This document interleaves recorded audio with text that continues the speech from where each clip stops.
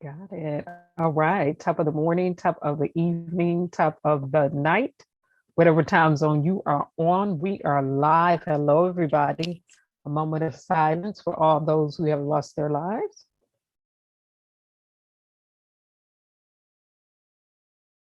That being said, let's remember this. We can look up, we can get up, we can get up, we can go up. Let's get off into this music.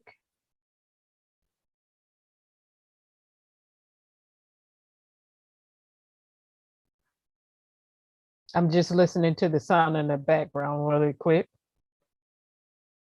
All right. I don't like sounding like I'm in a tunnel.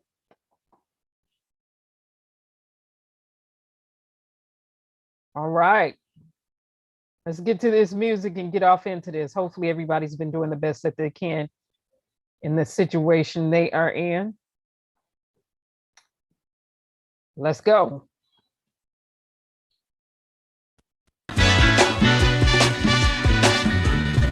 Hush now, child, and don't cry. Your folks might understand you by and by. Just move on up toward your destination. Though you may find from time to time complication.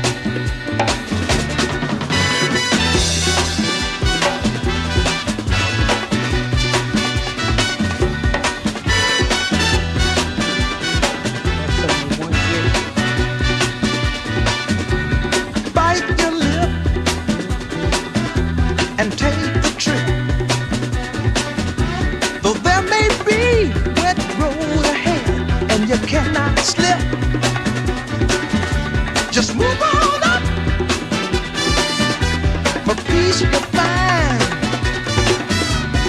into the steeple of beautiful people where there's only one kind. So hush now, child, and don't cry. Your folks might understand you by and by. Move on up and keep on wishing. Remember your dream is your only scheme, so keep on pushing.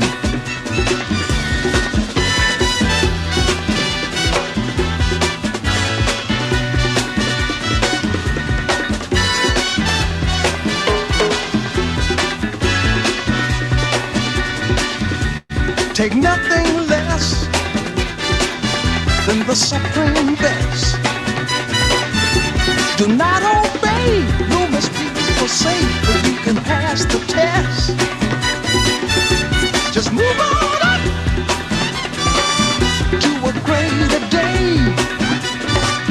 With just a little faith, if you put your mind to it, you can surely do it.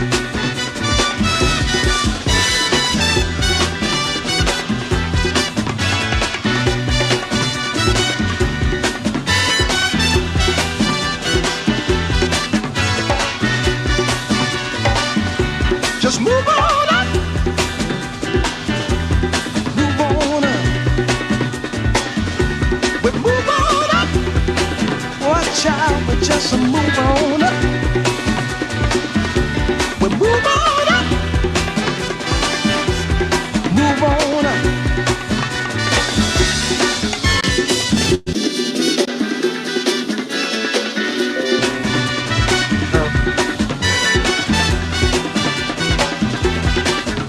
Right, there we go. Here we go.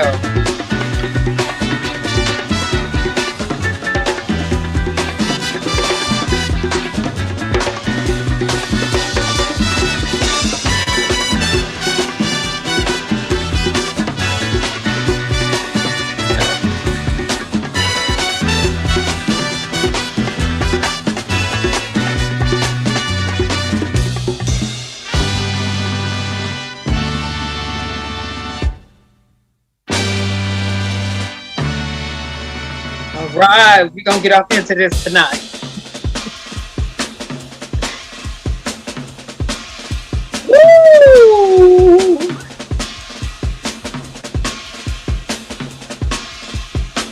cold outside, but that's all right.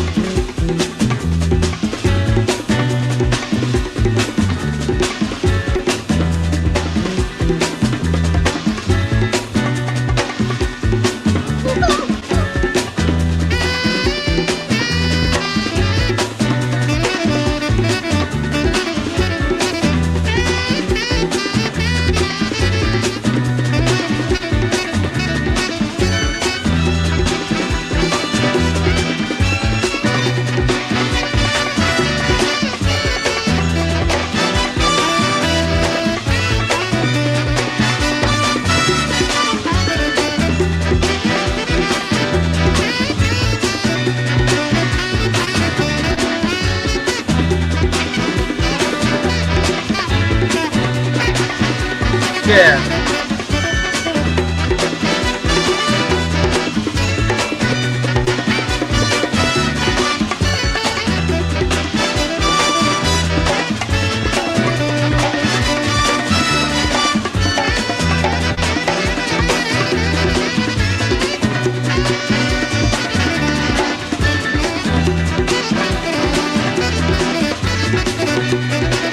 All right now.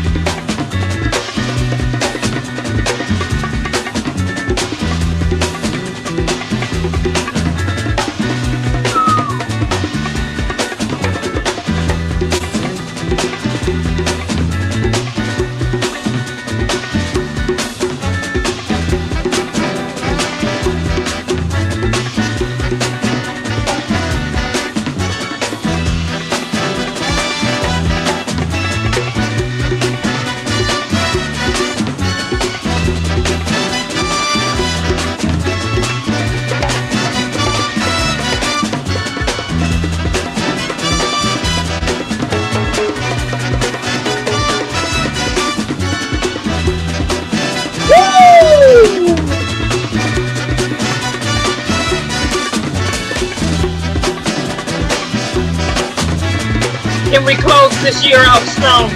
Can we finish this year strong? Can we finish strong?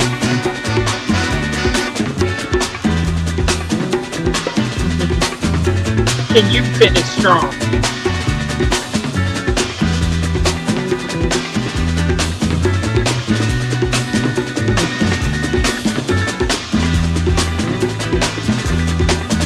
It's all right now. Everything's gonna be alright. Everything's gonna be alright.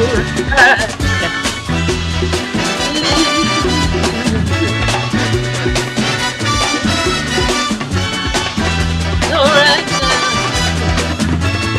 Everything's gonna be alright now.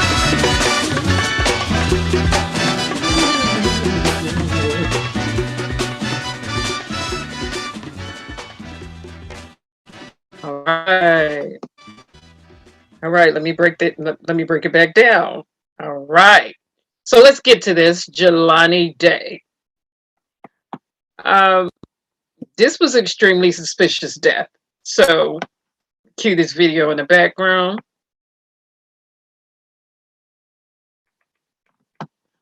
Sure, I got the sound for this. there. Okay. Let me pull this back some to the beginning. Extremely suspicious death, Jelani Day. I, for one, didn't believe that he committed suicide. I still don't believe that. Just like you would never get me to believe that Kanika Jenkins walked herself into a freezer and locked herself in there and just mysteriously died. And video footage just happens to mysteriously be unavailable, and cameras mysteriously become inoperable from surveillance cameras that should have captured all of that. So just like I'm not 100% buying that Christina Nass just wandered around a police parking lot with surveillance cameras and mysteriously hopped into a van, but we don't really see a 360 or a panoramic perspective of her hopping into that van. And then she's just in there for days. And then she's just dead in a police parking lot. Yeah. So pump the brakes and pause for a minute on that. Hey, how you doing, honeybee? How you doing, honeybee? Hey, honeybee, how you been?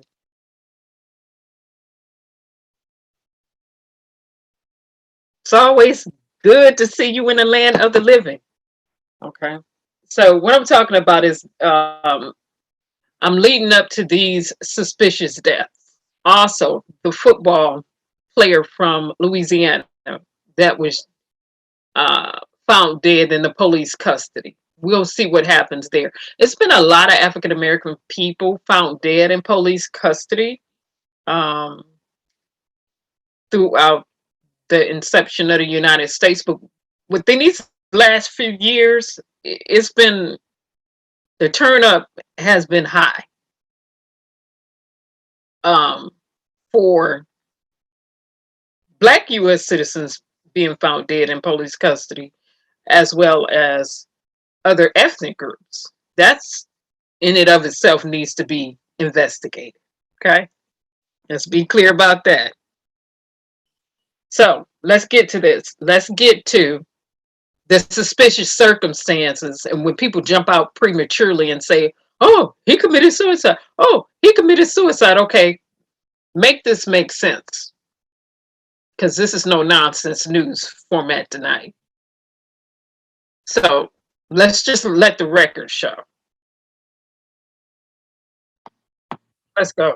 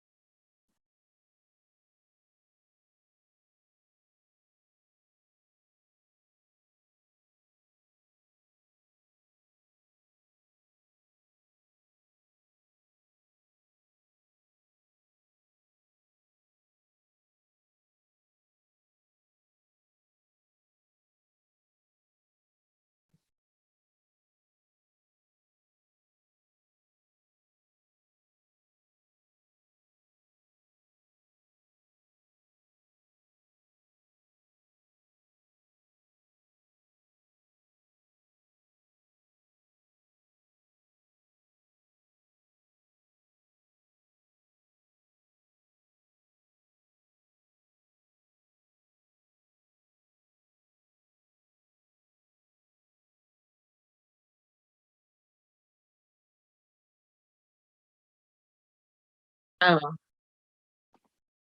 you know what? Let me pull this back. I'm in the background listening to all of this, and I did not do the share. Apologies, everybody. Let me share this out because I'm in the background listening, hearing everything, and you all are probably like, what in the world? So here we go from the beginning again. Extremely suspicious death. Jelani Day. Um, just like Kanika Jenkins, just like Christina, and so many others' death. And unfortunately, they're not charging anybody with the death of Emmett Till, and that case has been closed. And the woman who lied on him I don't care how old she is. She should be held accountable. But here we go. Let's try this again. The family of Jelani Day is demanding that the Justice Department bring in the FBI to investigate the death of the Illinois State University grad student as a potential hate crime. Not satisfied with local police, who have called Day's death a suicide, Jelani's mother, Carmen Day, has hired civil rights attorney Ben Crump. The two of them are kind enough to join us live here on Good Day this morning. Carmen, I know we talked in the commercial break, but again, our dearest sympathy goes out to you and your family over your loss. I can't imagine what you're going through. It's been almost 4 months since his body was found in the Illinois River. You're not just a grieving mother, you're someone who has been forced by circumstance to join this investigation. Tell our viewers why it was you decided to bring in Ben Crump. Well, I needed Mr. Crump's help because I'm not getting the assistance or the resources or anything that is afforded to anybody else that has been missing. We've seen the Gabby Petito missing and everything that was afforded to her. So I figured, and I'm so grateful and blessed that Mr. Crump wants to help me, because with his presence, you know that he's a mighty, powerful, and great attorney. I am praying that with him on my side that I'm able to at least get the attention and the help that we need to help find out what happened to Jelani. Absolutely. Well, Ben, you know, you have called the town of Peru where Jelani was found a sundown town. Now, those who are not familiar with that term, what do you mean when you say that? Where the sun go down? Certainly. Thank you all for covering this important matter, because Carmen really wants answers. She does not believe, she does not accept that her son committed suicide. The facts just don't add up. And when you put into the historical reference of this town being a sundown town, which means Black people were not allowed to be in that town after the sun went down. And if you were, you could be killed. And that is the history of this town. And when you think about that, Jelani's body was found in the Illinois River, 3.5 miles from his car. His clothes were found miles in another direction. His wallet was found miles in another direction. His cell phone was found miles in another direction. And then his license plate were removed from the back of his car. That does not sound like suicide. That sounds like homicide. And so we are asking the FBI to take over this investigation and investigate it as a hate crime, because we believe Jelani Day was killed. To Ben's point, Carmen, you've been a detective in this. You've had to become one because you've been so dissatisfied with what the local police have told you. I can only imagine how frustrating it is wanting some closure here. Have you heard from the government at all? Do we know this morning whether or not the Department of Justice is in fact going to bring in the FBI? At this point, I don't know anything. I have not heard anything. Me and Mr. Crump had a press conference on Friday, and on Friday, the LaSalle County Police released a news statement saying that they will be coming forth 4 months later. Here we go. Information soon. Every time I do something, when I was able to get into the press, when I was able to get exposure, besides it being local, they've always had a development. So if this is what I have to do to continue to push them to do their job, then this is what I'll do. So no, at this time, I have not heard anything from the Department of Justice. I have not heard anything from the FBI. All I know now is that they're going to be announcing something further this week, and I'm just very interested in finding out what it is that they've done since they started this investigation of theirs. As they told me, they were starting back over. Jelani's body was identified on September 23rd. On September 24th, they told me that they were starting back on day 1. So a whole month had elapsed, and they were now wanting to go back and retract their steps.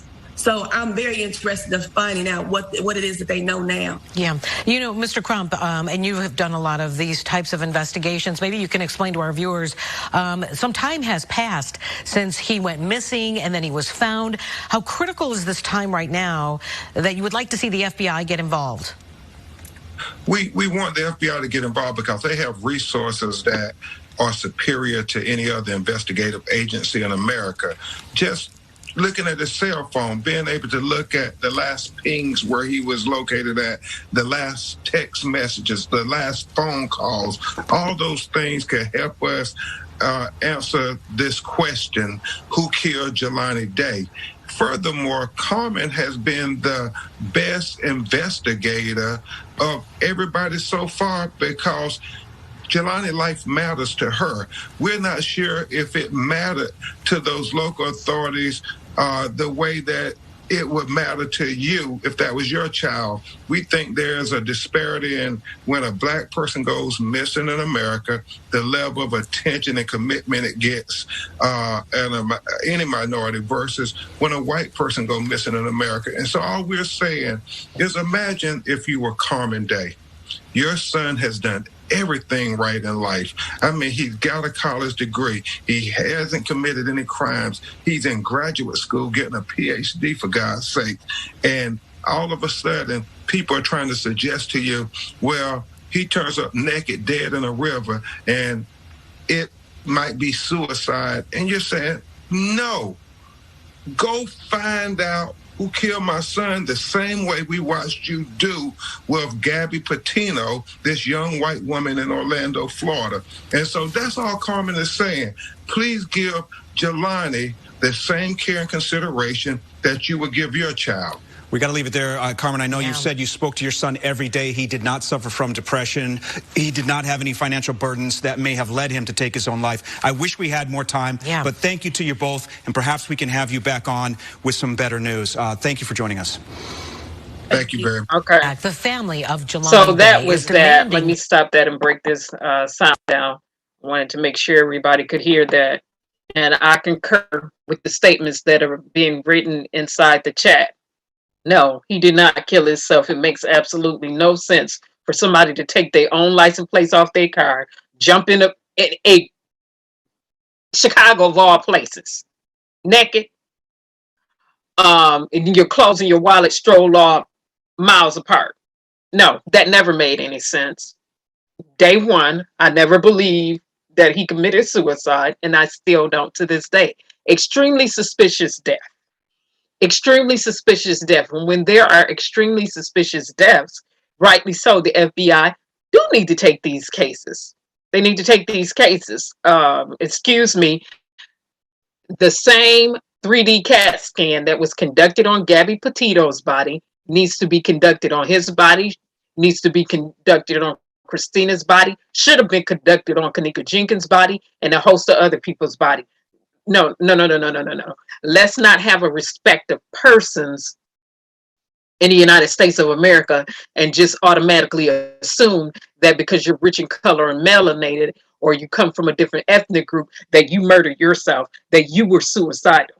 And then just assume that the next person, who clearly was obvious that she was being abused by her ex-boyfriend, Gabby Petito, just, her life was taken and it was a homicide.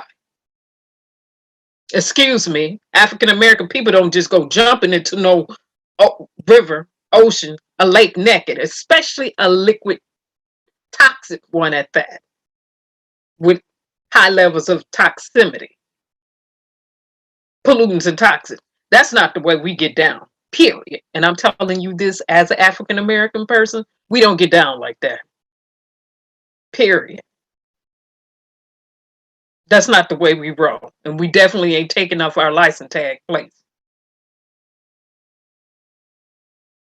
Especially when we legal and we paying for insurance. We don't do that either. And we definitely don't have our wallet strolled 3 miles apart and this 3 miles apart and everything strolled all over from a car. Come on now. Somebody use good sense, because common sense is not so common. And the police department did not use any good sense when they came out and ruled it as, suicide. Excuse me, why don't you conduct a thorough investigation? If you can't do that, then step aside, get out the way, quit your jobs, and let some people come in who will conduct thorough investigation. This right here, we had Kendra Johnson 1.0, Kanika Jenkins, which I call Kendra Johnson 2.0. Now we got Jelani Day and Christina. And Christina. All suspicious. None of it makes any sense at all. And people wonder why. Oh, we got internet detectives. No. Internet investigators. No. Don't get it confused and don't get it twisted. What you have is thinking people. Analytical, logical, fluid thinking people. That's what you have. Who know mess and foolishness when they hear it. And who are bold enough to say, no go area. Saying he committed suicide, no go area. Saying she walked herself into a freezer and just laid to die, no go area. Saying she got into the back of a police van and just died, no go area. Saying Kendrick Johnson just crawled in a mat, rolled it and rolled himself up and he got rolled up in there mysteriously, no go area. No go area. No, these are no go areas. Doesn't make sense.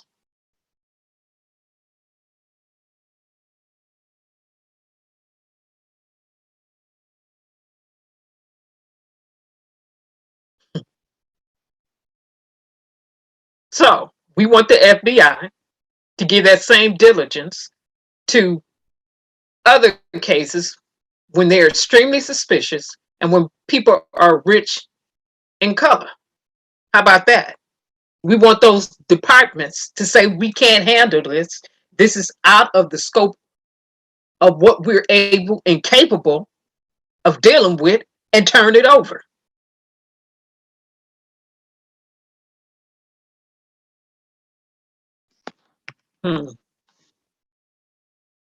That's what we want. And people ran prematurely with this information. Jelani killed this stuff. Jelani Day. No, he didn't. Stop that dumb stuff. So easy and readily for people to think, oh, African American person. Oh, they just killed. They said, no. Absolutely not. Just like with the young man who were found hanging in 2019, 2020, all the hangings hanging right in front of a city hall. And they're going to say, oh, he jumped on he's hanging from a tree. Where's the surveillance at from that one? Oh, I haven't forgotten. Come on now. We need to stop this. Stop this dumb stuff. And we refuse to get played like fiddle faddles by police departments. That's it in a nutshell.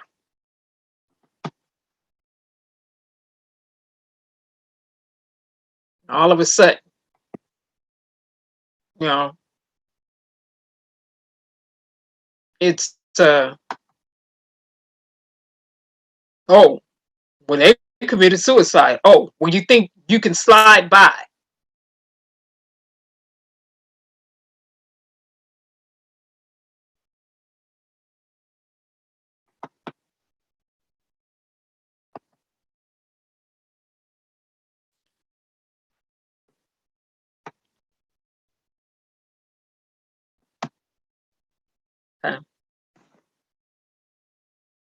Hey, Dre.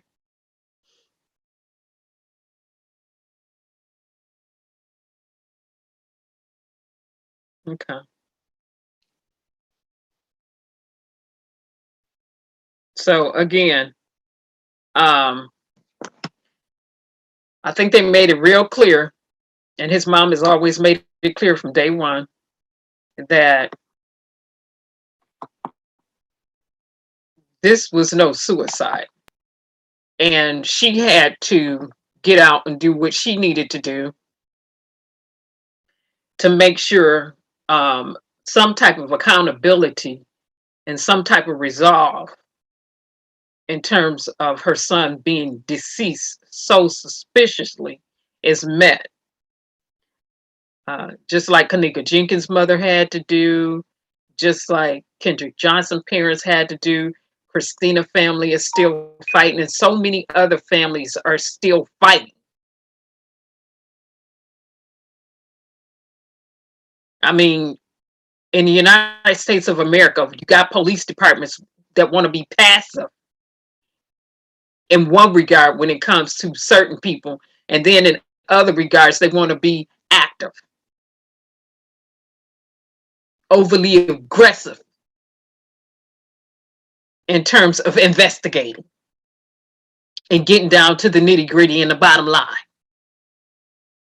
Well, no, every case needs that same type of diligence and stewardship. Okay? And when you don't give it, that's about you having a respected person and not doing your job and being unfit to do the job. Now, having said that, no nonsense news. Graphic. Viewers' discretion is advised. Parental consent is necessary. Okay. Parental consent. Viewers' discretion is advised. Hey, Dre Day. How you doing? Okay, let me go back here. Let me flash back. Christina. We submitted, the FOIA has been submitted. Of course, they have, a certain amount of time to respond. We still waiting because we want that surveillance footage. We want authenticated surveillance footage. However, if we get the footage unauthenticated, we'll take that too. But we want all of it.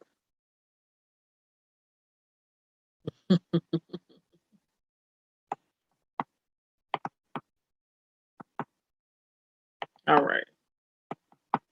So let's get to this. The next one right here.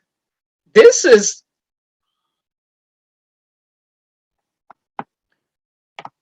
let me say this. Time parents are.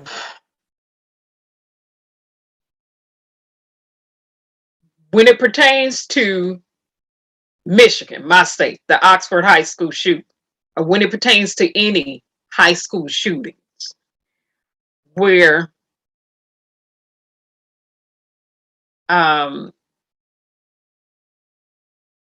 students or anyone is being shot and parents are fully aware, they do need to be held accountable. See, because over here in the United States of America, gun toting, gun slinging USA. Okay? Second Amendment right bearing USA. All right? People think they can do anything because some people have been allowed to do everything and not suffer any repercussions, it seems, or not be held accountable, so it seems. And so the false positive in that is thinking that every time everyone will get a pass to do the same thing. That's not the case. So flashback to when we were saying parents are going to be held accountable by all means. But this goes deep.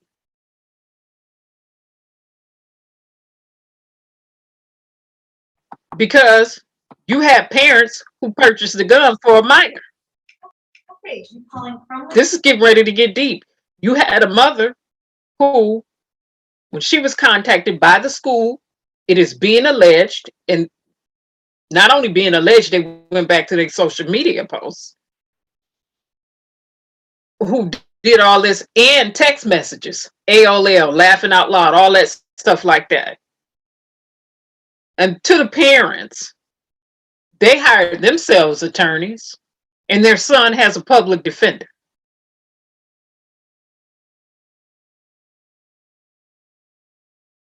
See, it's a dangerous ideology in America like this, that festers non-productive behavior and characteristics. As a parent, it is our responsibility to cultivate, to foster good, productive environments that develop our children's gifts, talents, and abilities. That's our responsibility. Fostering healthy environments, cultivating our children that we have been given stewardship over. Not a lordship, but a stewardship. Okay? That's our responsibility. And as people, it is our responsibility to help others along the way where they need help. That's what we're supposed to do. That's part of parenting. And parenting needs to be taught. Really, it does. People need some parenting classes on how to deal with children, to raise them up in good environments that foster good characteristics, good behavior, and positive productivity, right? Because kids are what? They can be rambunctious. That's to be expected. They can be precocious. That's to be expected. But it is the parent's responsibility to train that child up. And that training is like an athlete trains for its sport, his or her sport. That means you never stop training. That means you never stop teaching. That means you never stop cultivating your child, your offspring. I don't care how old they get. You just switch the manner or the way that you do it as they age. When they get grown, you know you can't come at them like, because they're not kids anymore. So you switch it, but you still cultivate. You still falter. You still falter. You still help to foster. You still help to nurture. You still help to develop. Oh my goodness. Okay. Yeah. These parents, their son was the product of the environment he was raised in and the product of their decision making. That's right. Because there's nowhere in the world. This is another thing that don't make sense. Parents completely out of order. There's nowhere in the world you should be buying. I don't care what parent is out there. Absolutely nowhere in the world you gifting your minor who has no need of a gun for Christmas, a Christmas gift. And you going back and forth like,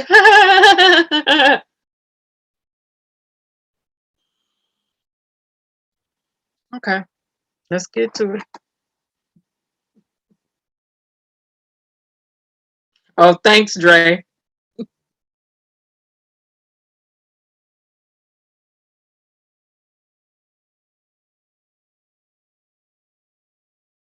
Right. K.A. Lindsay, right. So let me say it again. As parents, as teachers, as whatever you want to deem yourself, if you deem yourself to be a mentor, if you deem yourself to be an influence, if you deem however you deem yourself to be, it's your responsibility when you know you have teens and kids watching or that may watch to foster healthy, productive environments that help cultivate and nurture and develop the next generation in a productive manner.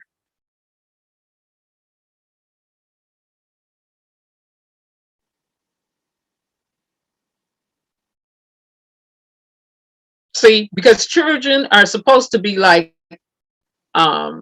arrows in the hand of a mighty man or woman, and you launch them in the direction that you need them to go in, or you want them to go in.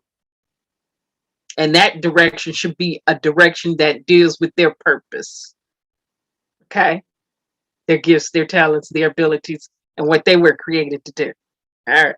Now, having said that, let's get to these parents. So yeah, the parent, this was days ago, and I didn't come on and show it the day it happened.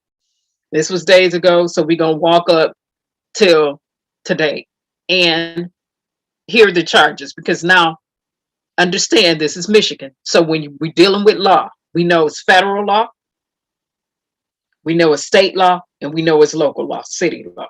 Okay, so federal, state, local, city.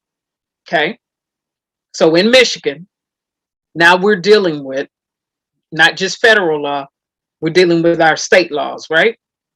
And then they need to deal locally. Okay, I have to deal with local law. So you're dealing with different aspects of the law and of laws. So let's get off into this. Here it is.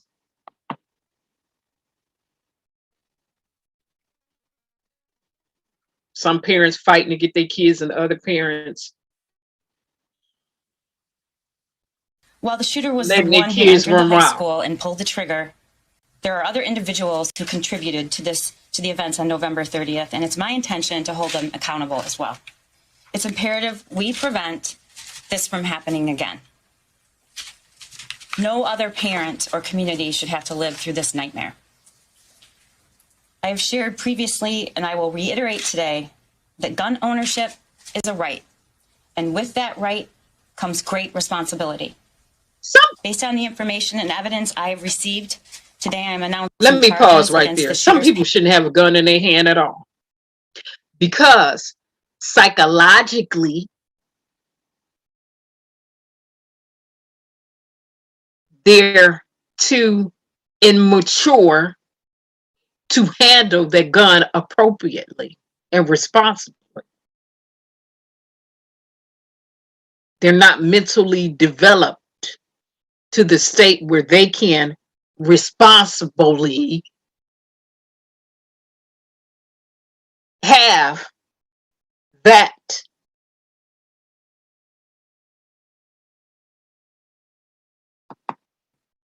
some people don't need a gun at all. Period. And if the US didn't have such a diabolical history, we wouldn't be in this state today. See, some people want to deal with the present, but before you got here, you started somewhere. Let's deal with the root cause. Okay, let's go back down to the root and find out how these things were allowed to fester and grow. And then it grows out of control. Okay. We would have to go back through history and walk it up. A little leaven, leaven's a whole lump, right? Can you put yeast into a part of the dough and not all of the dough rise? No, you can't. If you put yeast in the dough, all the dough is going to rise, right? Okay, little leaven's left in the whole lump. All right. And it all has risen and it grows up. And this is what we get today. Mm-hmm. That's right. Parents, Jennifer and James Crumbly. The charges are as follows. James Crumbly is charged with 4 counts of involuntary manslaughter. Jennifer Crumbly is also charged with 4 counts of involuntary manslaughter. I will now publish the details that led to that decision and have already previously been made public, which allows me to comment on them in a swear-to that has just taken place in the district court by Officer Tim Willis, Detective Tim Willis. The investigation into the school shooting incident at Oxford High School, which occurred on November 30th, 2021, has revealed that James Crumbly purchased a Sig Sauer 9mm model SP 2022 from from Acme Shooting Goods in Oxford, Michigan on November 26, 2021. A store employee confirms that Ethan Crumbly was present with James at the time of the purchase. Per statute, James Crumbly completed ATF Form 5309A. On or about November 26, 21, Ethan Crumbly's social media posts reveal photos of the semi-automatic handgun, along with the caption, "Just got my new beauty today," including an emoji with hearts, "Sig Sauer 9mm. Any questions I will answer," end quote. Subsequent to the purchase of that weapon, one of Jennifer Crumbly's social media posts on about 11/27/21 read, quote, "Mom and Sunday testing out his new Christmas present," end quote. On November 21st, 21, a teacher at the Oxford High School observed Ethan Crumbly searching ammunition on his cell phone during class and reported the same to school officials. Jennifer Crumbly was contacted via voicemail by school personnel regarding that son's inappropriate internet search. School personnel indicate they followed that voicemail up with an email but received no response from either parent. Thereafter, Jennifer Crumbly exchanged text messages about the incident with her son on that day, stating, quote, "LOL, I'm not mad at you. You have to learn not to get caught," end quote. On November 30th, 21, now all y'all caught the in shooting, prison. the next day, Jail. Ethan Crumbly's teacher came upon a note on Ethan's desk, which alarmed her to the point that she took a picture of it on her cell phone. The note contained the following: a drawing of a semi-automatic handgun pointing at the words, quote, "The thoughts won't stop, help me," end quote. In another section of the note was a drawing of a bullet with the following words above that bullet, quote, "Blood everywhere," end quote. Between the drawing of the gun and the bullet is a drawing of a person who appears to have been shot twice and bleeding. Below that figure is a drawing of a laughing emoji. Further down the drawing are the words, quote, "My life is useless," end quote. And to the right of that are the words, quote, "The world is dead," end quote. As a result, James and Jennifer Crumbly were immediately summoned to the school. A school counselor came to the classroom and removed the shooter and brought him to the office with his backpack. Counselor obtained the drawing, but the shooter had already altered it. The drawings of the gun and the bloody figure were scratched out along with the words, "Help me," and "My life is useless." "The world is dead," and "Blood everywhere." Those were all altered by him. At the meeting, James and Jennifer Crumbly were shown the drawing and were advised that they were required to get their son into counseling within 48 hours. Both James and Jennifer Crumbly failed to ask their son if he had his gun with him or where his gun was located, and failed to inspect his backpack for the presence of the gun, which he had with him. James and Jennifer Crumbly resisted the idea of then leaving the school at that time, of their son leaving the school at that time. Instead, James and Jennifer Crumbly left the high school without their son. He was returned to the classroom. When the news of the active shooter at Oxford High School had been made public, Jennifer Crumbly texted to her son at 1:22 p.m., quote, "Ethan, don't do it," end quote. At 1:37 p.m., James Crumbly called 911, reporting that a gun was missing from his house and he believed his son may be the shooter. Further investigation revealed that the Sig Sauer 9mm handgun purchased by James Crumbly was stored unlocked in a drawer in James and Jennifer's bedroom. The gun recovered from the shooter at the school after the shooting was the same gun that was purchased by his father, James Crumbly, on November 26, 2021, in the presence of his son. Based upon the foregoing, the Oakland County Prosecutor's Office requested and received authorized, we charged 4 counts of involuntary manslaughter as to James Crumbly and 4 counts of involuntary manslaughter as to Jennifer Crumbly. All right. So that's that one. And I have something to say behind that one. While the shooter was the one who entered the high school and pulled the trigger, there are other individuals who contribute. Now, he was with his dad when his dad purchased the weapon. his mom on self-incriminating on social media platforms, okay, and a mission from the parents. Again, they also have text messages, okay? All things have to be authenticated. In Michigan, we know about authentication here. So I'm expecting people to do what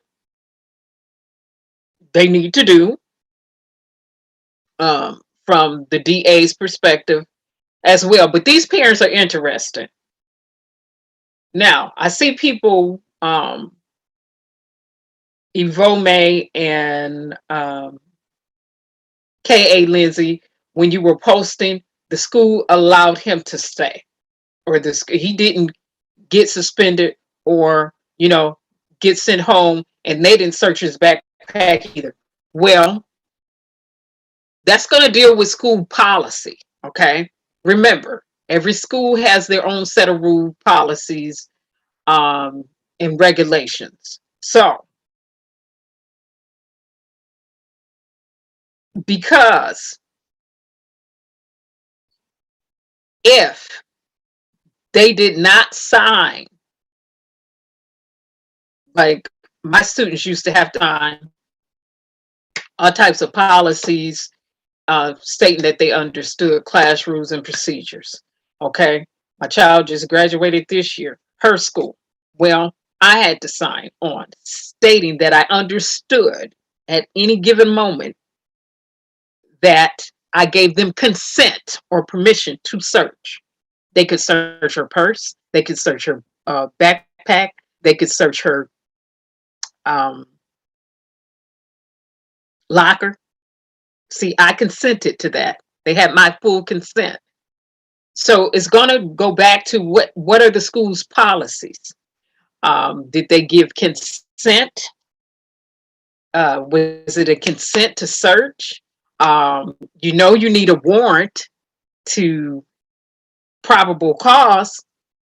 You still can't, because remember, his constitutional rights is going to play into this.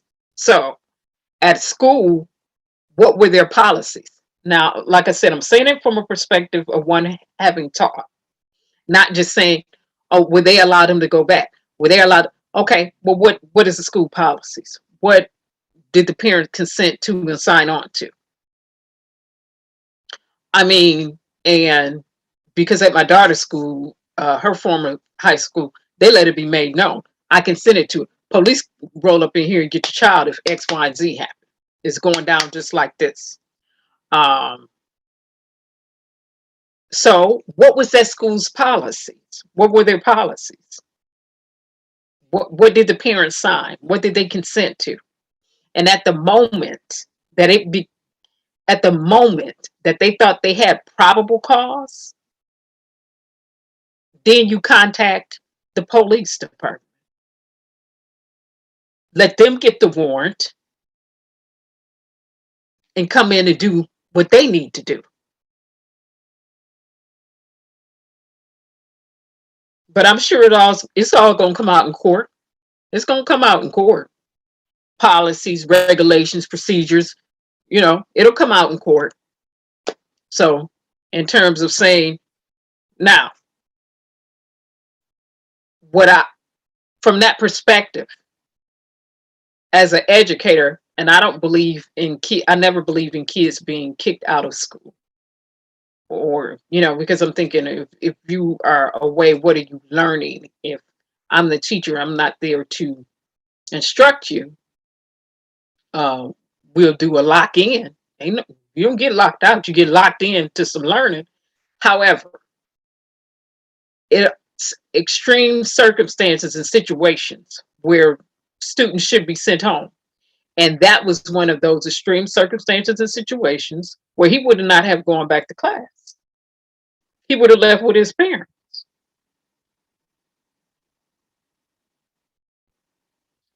Not only that, Child Protective Services would have been present. Not only that, he would have already been set up for professional counsel to see a psychiatrist. Not only a psychiatrist, a psychologist, both.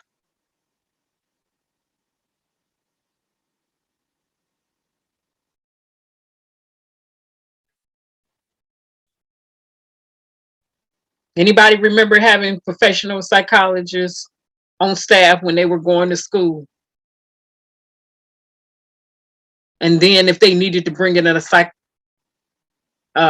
psychologist on staff, and then if they needed to bring in a psychiatrist, they would bring a psychiatrist into the school, or psychiatrist plurals into the school. Anybody remember growing up with all those type of resources at the schools that they were attending? Okay. Yeah. So it's going to get to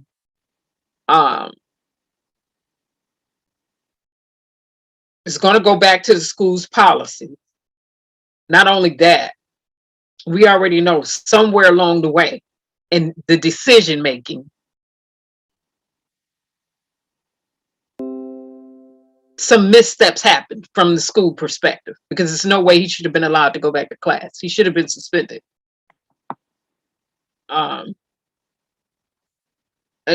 for a few days until further notice, until you get a doctor's report saying that you are in professional counseling to enter back into this on the premises. So accountability on the parents' behalf, because the bottom line is this: had not his parents purchased him the gun, he wouldn't have had that gun available to utilize. He's not the parents purchasing him a gun for Christmas. He wouldn't have had that gun to utilize that day. Now, true enough, they should have expelled him and sent him home, right with his parents. You wouldn't, your parents walking out the door, and guess what? You walking out the door with them. That's the decision the principal should have made. You get to go right along with your parents. Goodbye. I'll see you all, when we get that paperwork together from not just a counselor. I said a psychiatrist and a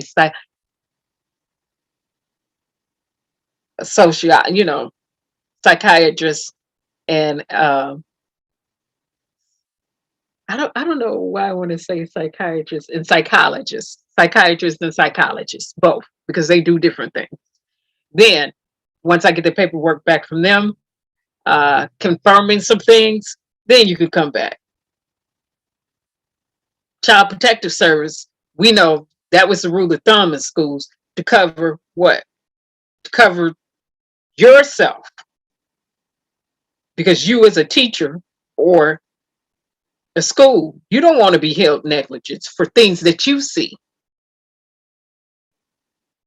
that you're supposed to be reporting by law.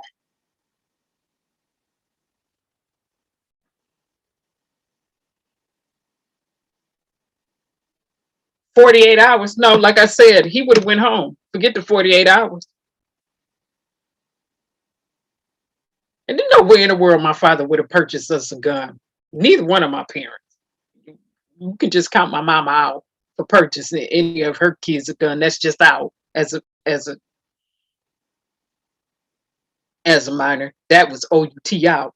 And my father definitely made it known to me when he was living why we could not go places with him when he was shooting. He said, number one, he was an avid hunter. That was his holiday. He said, y'all not going with us. Number one, you're not going with me because y'all talk too much. That was like, I'm going hunting. Everybody got their hunting territory. Number two, y'all need to know how to stay in your own territory. I don't think y'all gonna know how to stay in your own territory. Y'all talk too much. Y'all be playing around too much. You got to be quiet when you go hunting. And y'all being shot at human. So my daddy was like, the reason I won't put gun in my kids' hands is because they will, he said, I believe all three of you will shoot people if you get guns in your hands. So guess what? No gun in your hand coming from me. Not from me. I won't do it. And I was thinking, we kids. How do you know we'll shoot somebody? We ain't nothing but kids. What is he talking about? I said, oh, okay, we his kids. He's looking at our little personality characteristics and our behaviors and our mannerisms. He's studying his kids. That's what he said. I won't be putting nothing in y'all hand like that. And y'all won't be going hunting with me either. Y'all play around too much. Y'all talk too much. You know what I mean? He said that kills the hunting. And on the regular notion for you not to have a gun in your hand, put no gun in your hand, y'all being shot somebody.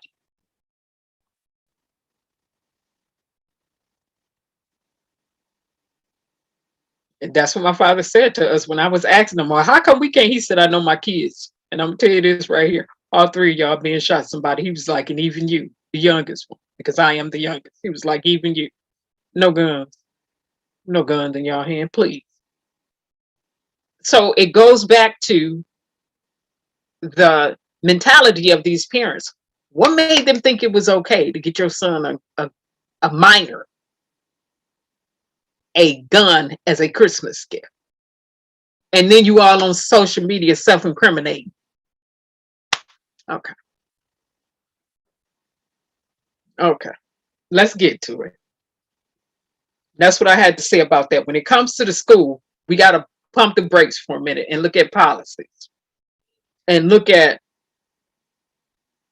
them in terms of when you need to call the officer in, have them get a warrant and say they have probable cause versus checking a backpack when you don't have a policy that states you can do such.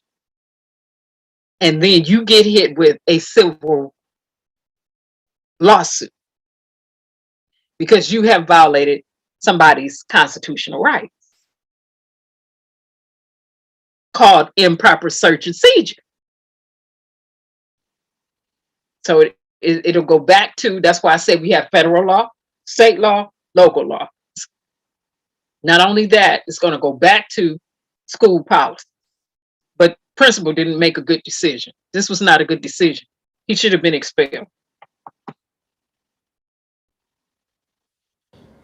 Good morning. You can just see behind me the memorial here at Oxford High School for the 4 students, Justin Schilling, Tate Mayer, Hannah St. Juliana, and Madison Baldwin. And the memorial just keeps on growing. And you can see right in the back there a message board with messages for the families and everything like that. But Attorney General Dana Nessel, she's not happy that the Oxford Community Schools has turned down her request to help in this third-party investigation.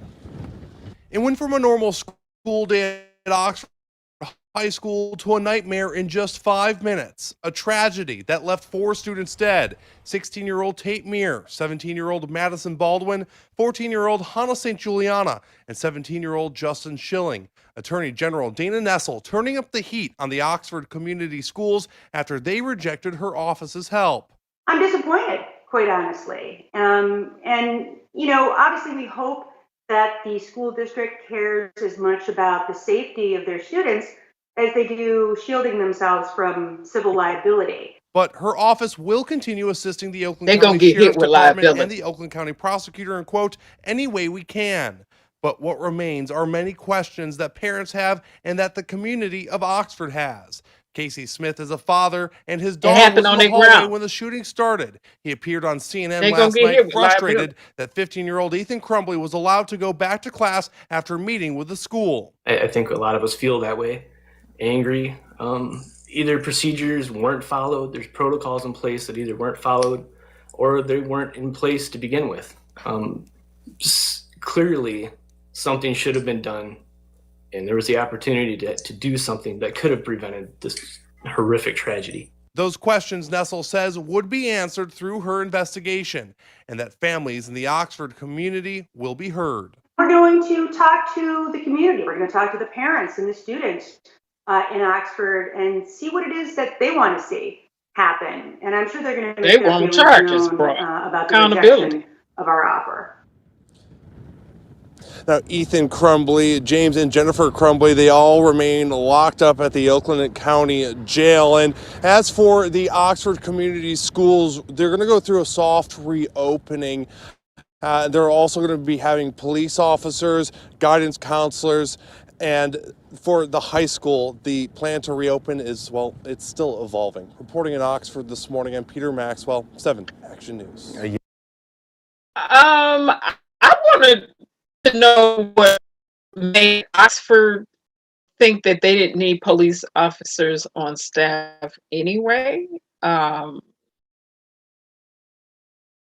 Because my daughter graduated, we in Michigan, she graduated from a mixed high school. You know, it was not all Black, it was not all white, it wasn't all, you know, it was diversity of different nationalities that attended there. And they had police every day, all day. When you walking into the building, you know you're going through some type of scanner.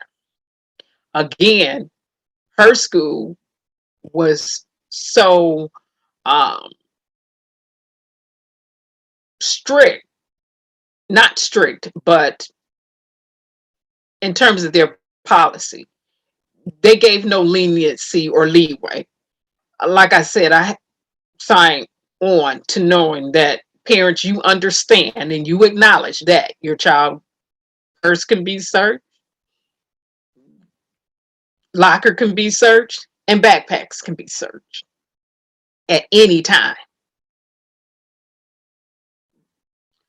I understood that. They made you aware of that. Also, they made parents aware that if you were fighting on the premises at school, you would immediately be arrested and processed. Your child would immediately be arrested on school premises, no matter their age, taken to the police department and processed.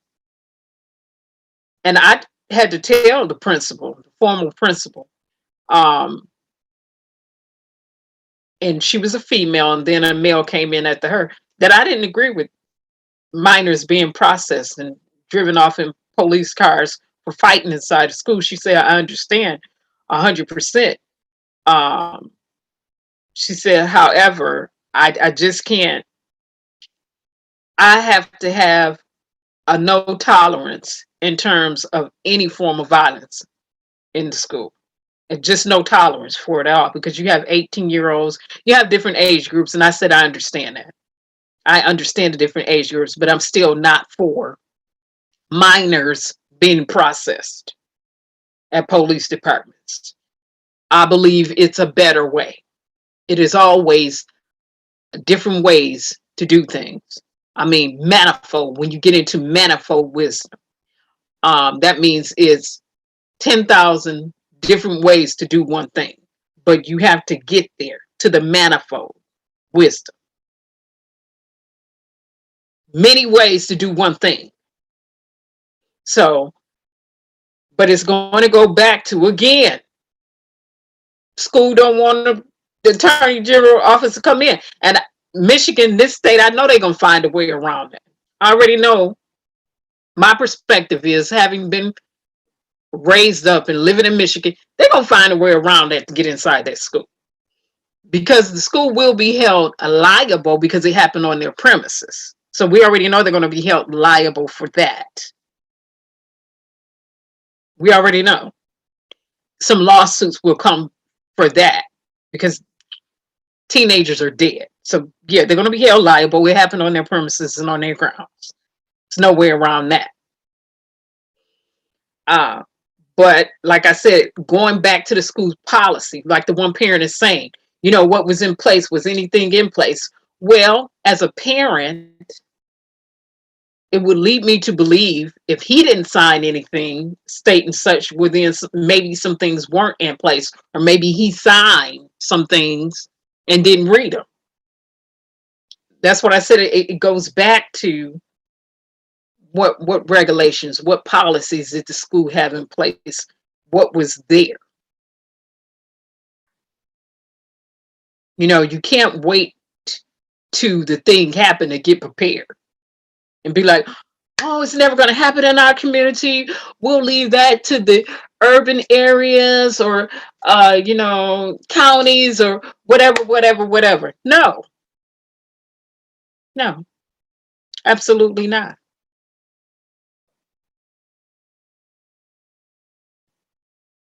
Teenagers going to do teenager type things, just like kids going to do childlike things.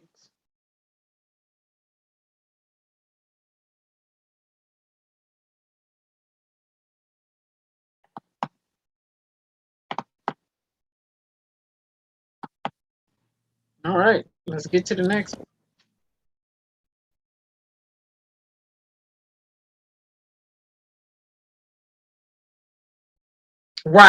Right, Kay Lindsay. You don't let a minor and a gun in their hand. Hear this.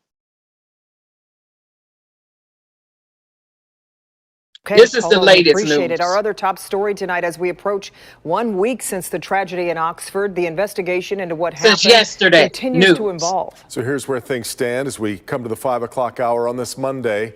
Parents James and Jennifer Crumbly are in the Oakland County lockup following their arrest in Detroit early Saturday allegedly morning. they were trying to flee Suspect in the and case, hide Ethan out. Crumbly, is there as well, but all three not allowed to have any contact with each other. Also today, the suspected shooter has been appointed an attorney by the court, while his parents have hired their own lawyers. All that comes as the artist accused of sheltering the Crumbleys is set to meet with investigators.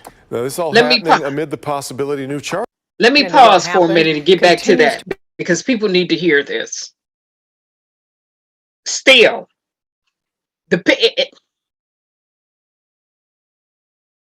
parents need to be taught. Some parents need to be taught. All of us can use some sharpening. But these parents need to be taught how to raise a child in a healthy, productive environment that fosters, nurtures, and develops good characteristics, behaviors, habits, and a lifestyle. You, with your overgrown, rusty selves, got yourselves attorneys, but your son has a public defender. The same parents who were extremely irresponsible and grossly negligent that purchased their son a gun for Christmas had the audacity, look at the mindset here, to get themselves attorneys, but their son gets a public defender. And remember, when he was sitting in that courtroom, his parents weren't there. He was sitting in that courtroom alone. He is still a minor. Okay. Let that resonate. Selah. Pause and think about it for a minute.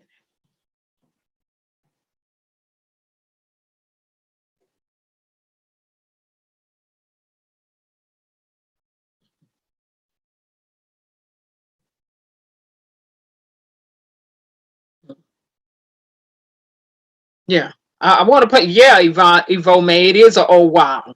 Let me play it back. They got themselves an attorney, and he a public defender. Okay.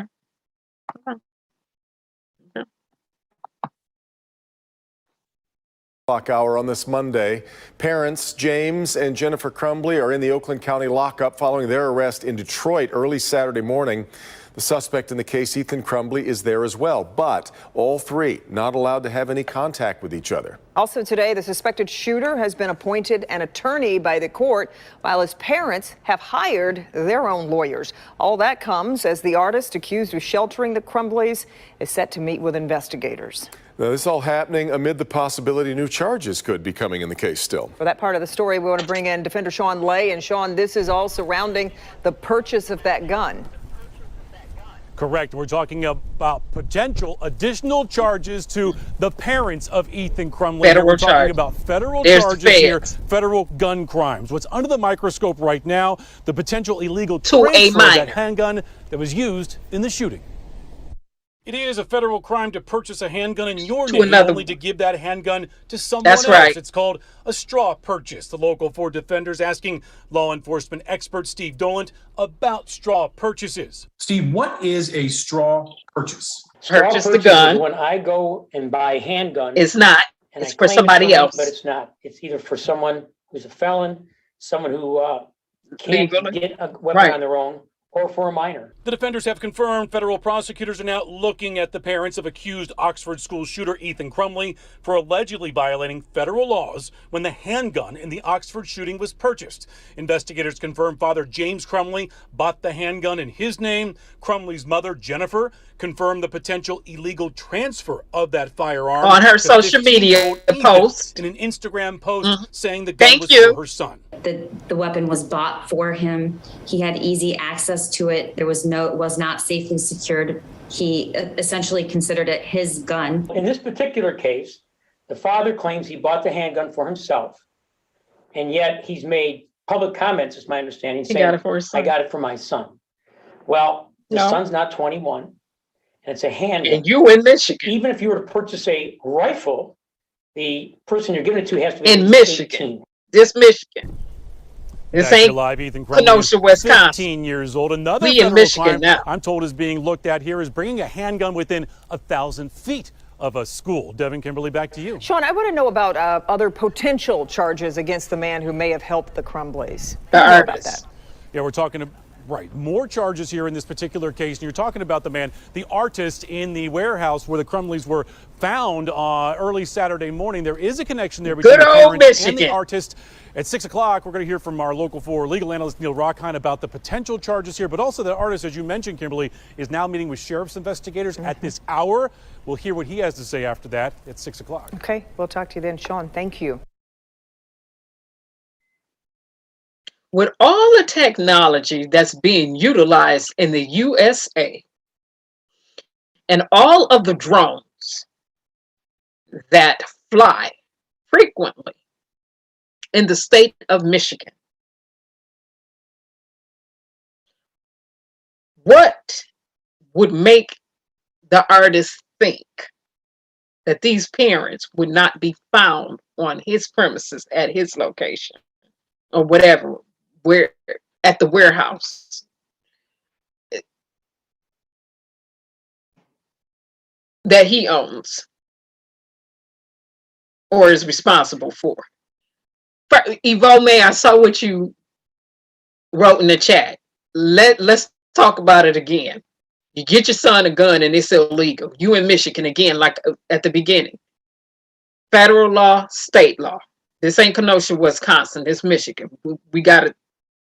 We have some state laws here. Okay. So it's going to be contingent upon our state laws, not just federal, state. Let's go state, let's go local. So, state law. You can't be purchasing no, first of all, straw purchases. It's not legal. It's illegal. Okay. Purchase a gun, say it's for you, but you really purchasing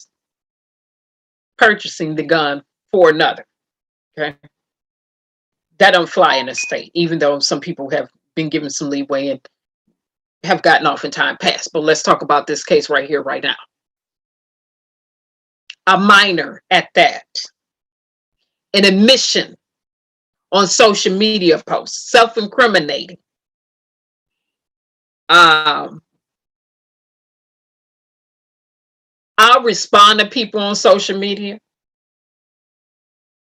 but I'm not going to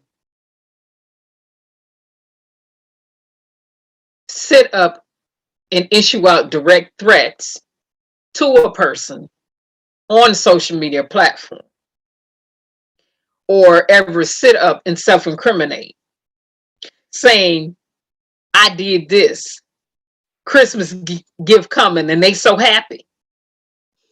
And a lot of people are blaming Trump and the Trumpism and the Trump era. Excuse me.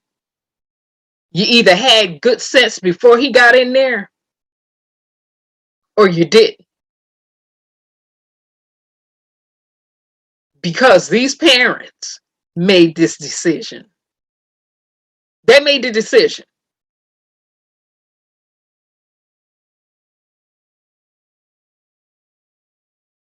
to purchase, to post on social media, to send text message, mom saying LOL, laughing out loud, next time just don't get caught in class. Lady, what in the world are you talking about? That child should have been somewhere else. We're not saying he needed to be in with the government, because we know how they do when they get a hold of kids, and that don't always work right. But with a family who has some good sense, family member who has some good sense, because obviously these two, their way of processing information is not the best. It's not the greatest. They need a lot of help. Post, and then to turn around, not be there, because remember, we showed it over here when he had to be in court. We showed that parents weren't even present. Then they turn around and they fleeing, allegedly fleeing or hiding out. And then to acquire an attorney for themselves and not acquire an attorney for your son the day the incident occurred speaks volumes of what type of parenting is taking place here. I think it's kind of obvious.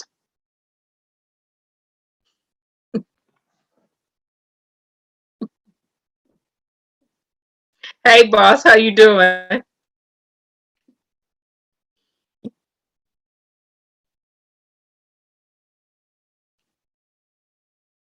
This right here to me is foolishness going to seeds. Accountability. The parents should be held accountable. We discussed that when this happened. I said, no, the parents going to be held accountable. No minor needs a gun in their hand. He not on a block. Was your minor about that life? Was he living a street life? People who usually leave street lives usually have guns to protect themselves. He wasn't on the block. He wasn't living no street life. He was being raised in a home with both parents. What possible reason could he need with a gun? For what? Handgun at that. Why? And then for these parents, which is nonsensical, to go get attorneys for themselves and not even be present when their son was in court. That just speaks volumes.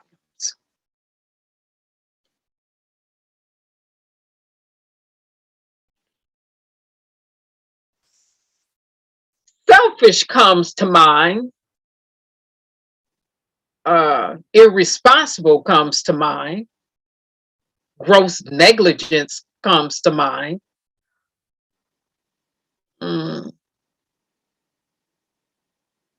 Not being prepared to raise a kid comes to mind.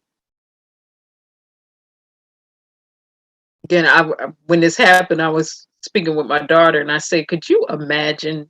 I said, first of all, I would never purchase you a gun. You already know that, especially as a minor. You already know that. I said, but could you imagine if you got a hold to a gun and I had to come up to the school for I said, could you imagine what?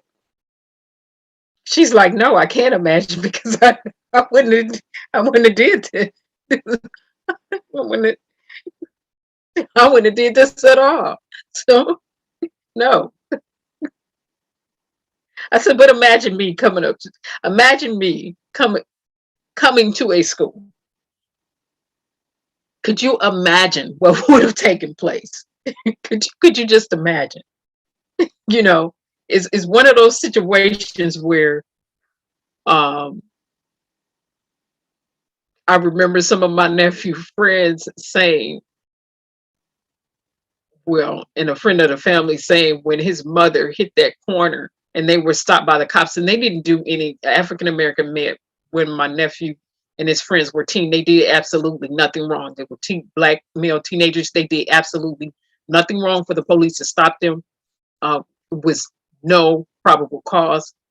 I mean, there was no valid reason for them to be stopped by the police and a police attempt to harass them. However, one of my friends, her son was there too. They said it's when she did the walk up that all of the males dropped their head and was like, everybody was just like, we'd rather deal with y'all than to deal with what's coming. That woman right there didn't deal with his mama.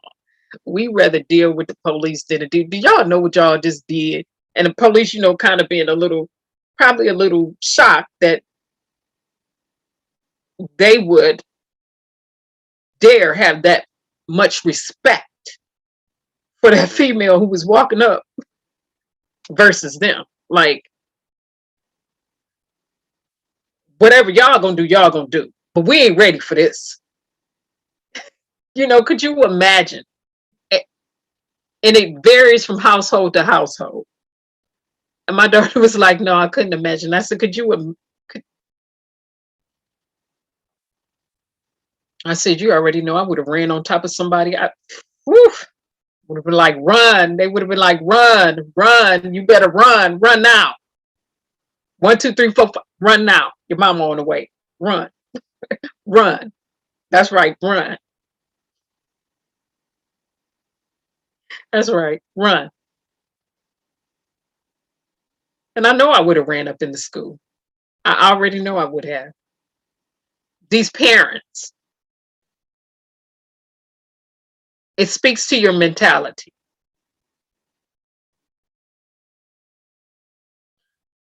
Improper parenting skills. Had the audacity to get themselves attorneys while their son has a public defender. Then had the audacity to allegedly flee. We don't have to allege whether or not they showed up in court during his hearing because they did not. They weren't there. We watched that. Now, Ivome, they cannot have contact with each other. That's because they don't want any of them to start to corroborate stories. That's why. Daddy, mama, and son cannot speak because they don't want them getting together, conjuring up some stuff, trying to synchronize stories across the board.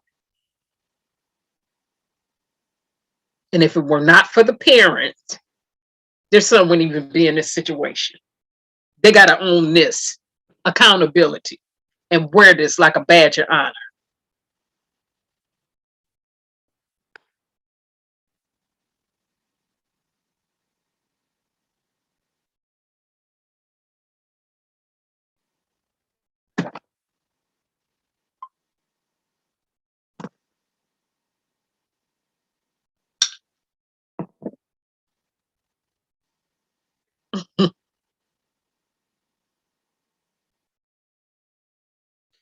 Then you have people who are grown, who are licensed to carry guns, who have done so responsibly.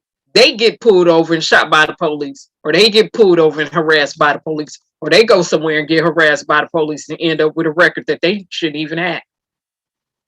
And then you get parents out here purchasing guns for children. And newsflash, let me remind you, I still have the video with somebody from the National Rifle Society who's real gung-ho on said, excuse me, a lot of them, a mission for a lot of them, they teach their kids how to shoot at 2.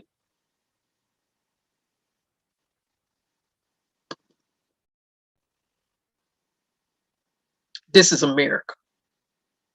America, this is your baby that you birthed out, that grew up. The fruits of American labors are being manifest and revealed day by day.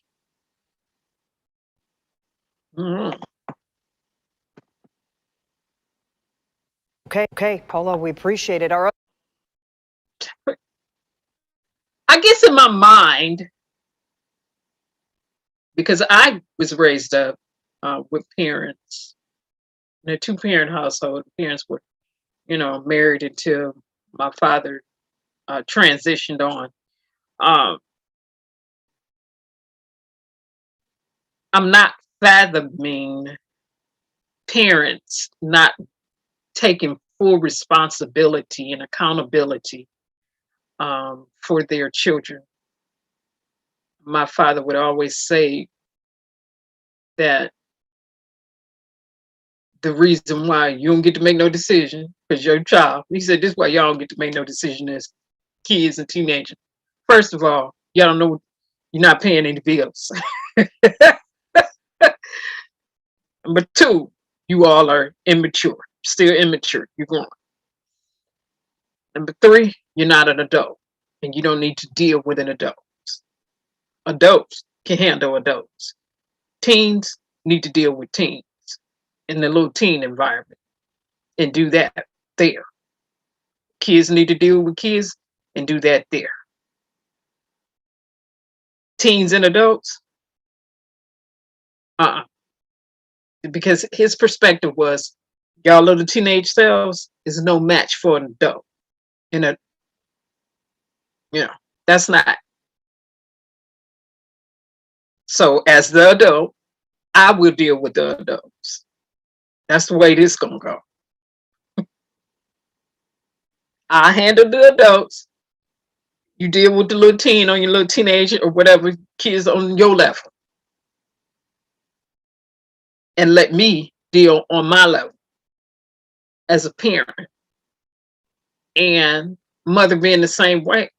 Like if there's trouble, then phone call away. But that's about responsibility and accountability. Not if y'all get in trouble, then we're gonna get ourselves some attorneys and you just get to sit. They got themselves attorneys, but he has a public defender. Okay. The same parents who purchased him a gun and posted it on social media that knew this was illegal. Okay. And these are not the only parents who have illegally purchased their minors guns. But it's about the mentality here. Here they go. Here go they. This is them in court. Here they go. With they attorneyed up selves. They lawyered up.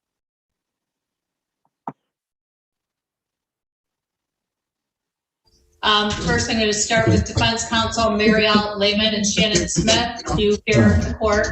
Yes, Your Honor. Good morning, Judge.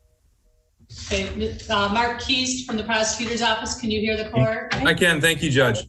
I can't. Jeff Rector from pretrial services. Can you hear the court? Yes, Your Honor, I can. Jennifer Crumbly, can you hear the court? Yes, I can. Looks like we're still trying to get James Crumbly set up there.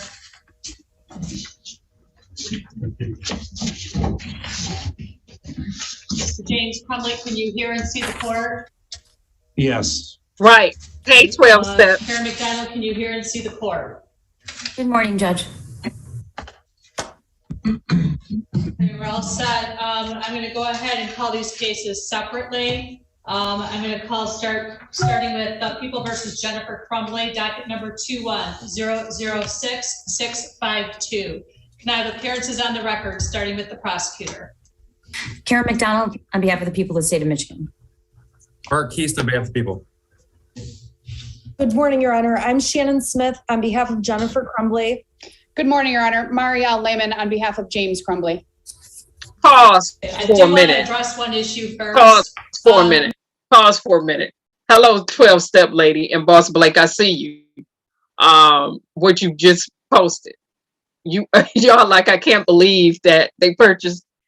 They're lawyered up. They hired attorneys and they left him out to hang dry.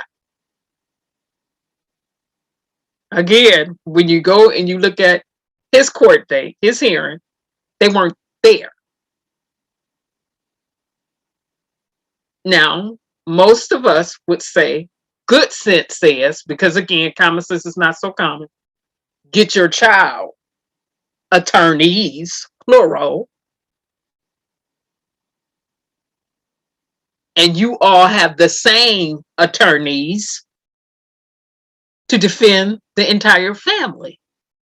But no, they were too busy hiding out and a pursuit to allegedly get away, to go where, I don't know. But here we go. This is, and again, many of us who are parents can't fathom this, because even if our parent was not the best, our reasoning and our rationale just does not allow us to not protect, shield, and cover our children. Nurture. Our ideologies just doesn't allow for us to be non-nurturing, and doesn't allow for us to be put it. By nature, men are supposed to be the great protectors, and women are supposed to be nurturers. That's supposed to be in the makeup of a man, just to be a protector. Why would you? Okay, I digress. Let's move on. Finish playing this. Ms. Lehman and Ms. Smith, you are practicing in the same firm, is that correct? Your Honor, that's correct. We have spoken to both of our clients about conflicts of interest. We have had in-depth conversations with them. Marielle Lehman and I are representing both of them. We are representing James and Jennifer, and the conflict of interest question or issue has been very much discussed and resolved. And we believe at this time, ethically and professionally, we can continue on in this fashion. Okay, well, as you know, pursuant to MCR 6.005, subsection F1, you must state on the record the reasons that you believe joint representation in all probability will not cause a conflict of interest. So please state that for the record in accordance with the court rules. Thank you, Your Honor. After reviewing the circumstances and facts of the case, and one of the things I need to make clear is that the media has very much been saturated with cherry-picked facts. But when we have talked to our clients in depth and learned all of the circumstances of the case, which obviously are covered by attorney-client privilege, there is not a conflict of interest between what happened. I cannot divulge to you the specific reasons, but there is not a conflict of interest between the parents, their defense, and their defense strategy. Prosecutor, any comments or statements you want to make relative to any potential conflicts of interest? Your Honor, I'm not sure that there's any facts that have been placed on the record that meets the standard. I'm not saying that I object, but I'm not sure that we have satisfied the court rule. But if Mr. Keast has something to add, I am required to inquire as to each defendant as well. Jennifer Crumbly, do you have any objection to Ms. Lehman and Ms. Smith representing both you and Mr. Crumbly for this case, recognizing that they come from the same firm and they will be representing both of you? I have no objection. Mr. Crumbly, likewise for you. Do you have any objection to both Ms. Lehman and Ms. Smith representing both you and Ms. Crumbly as it relates to this particular case? No objection, Your Honor. I have some objections. Questions or concerns about a potential conflict? Objection. Objection. No. Ms. Crumbley? No. Okay. At this point, the court is satisfied that both of the defendants are comfortable with both attorneys representing them in this case. The attorneys have indicated on the record that they do not believe that there is a conflict of interest and that they have spoken with both defendants in depth relative to any potential conflict of interest and whether or not their representation may jeopardize the right of each defendant to have the undivided loyalty of their lawyers. Therefore, the court will allow them to appear for purposes of the arraignment today on behalf of both defendants. I have an objection, and then I'll let the record continue to show, and I will go back to the video. I object to them having attorneys in their trial not having one. Objection, objection, objection. And if I was a prosecutor, which I'm straight, if I went back to be an attorney, it'd be straight defense. However, but if I ever veered down the line of being prosecutors, I would put my weight on both of these parents' head and roll on them. I really would. I'd be pulling out stuff they didn't even know. It's the fact that you have the audacity to, well, they be in jail, to get themselves attorneys, didn't show up to their son's stuff, but they purchased the gun for their son and they post that they was getting, a Christmas gift to him. And then you had the audacity to be somewhere allegedly hiding out. And then you show up in court, but you lower it up. But your son still got a public defender. Somebody make this stuff make sense. I object to that foolishness and the type of reasoning and rationale that is being displayed by these parents in the United States of America, in my state, Michigan. Let me proceed. Thank you, Your Honor. Right. Now, in terms of the arraignment, Jennifer Crumbley, I'm going to arraign you first. So if you'll please make sure you get close to that microphone so that we can hear you. If at any time you cannot hear or see me, please put your hand up and we'll stop the proceedings and then try to figure out what's going on. Do you understand that you are charged with the following counts? Count 1, involuntary manslaughter, which is punishable by up to 15 years in prison and or to a $7,500 fine and mandatory DNA for the death of Madison Baldwin. Do you understand that that is a charge for count 1? They got hit with 4 counts each. Ms. Crumbley, you need to verbally respond. I understand. Do you understand that you are charged in count 2 for the death of Tate Meyer? Involuntary manslaughter, which is punishable by up to 15 years in prison and or up to a $7,500 fine and mandatory DNA. I understand. Do you understand that you are charged in count 3 for the death of Hannah St. Juliana with involuntary manslaughter, which is punishable by up to 15 years in prison and or up to a $7,500 fine along with mandatory DNA testing?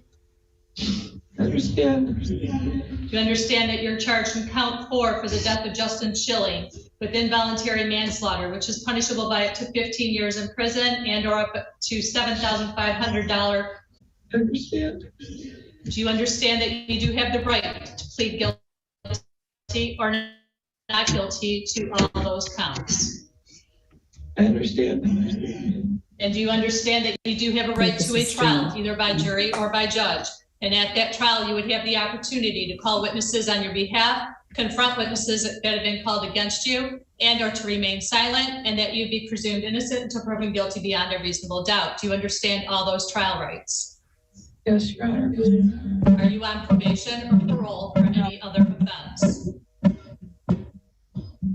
The feedback that they have going on is awful. Ma'am, I'll ask the question again. Are you on probation or parole for any offense? No. And how are you pleading to count 1? Not guilty. How are you pleading to count 2? Not guilty. How are you pleading to count 3? Not guilty. How are you pleading to count 4? Not Pause guilty. for a minute. I'm sorry. You all know I have something to say. Pause for a minute.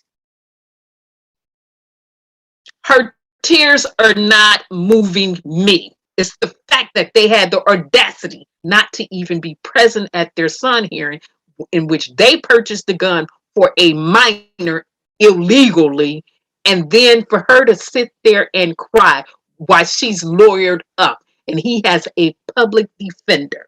Lady, her tears are not moving me at all. Not one iota, not one bit. Because usually a good parent would take the hit for their child to make sure that their child can go on in life and live out some type of fair or halfway decent lifestyle. Now, I digress. Let me proceed. Her tears not moving me.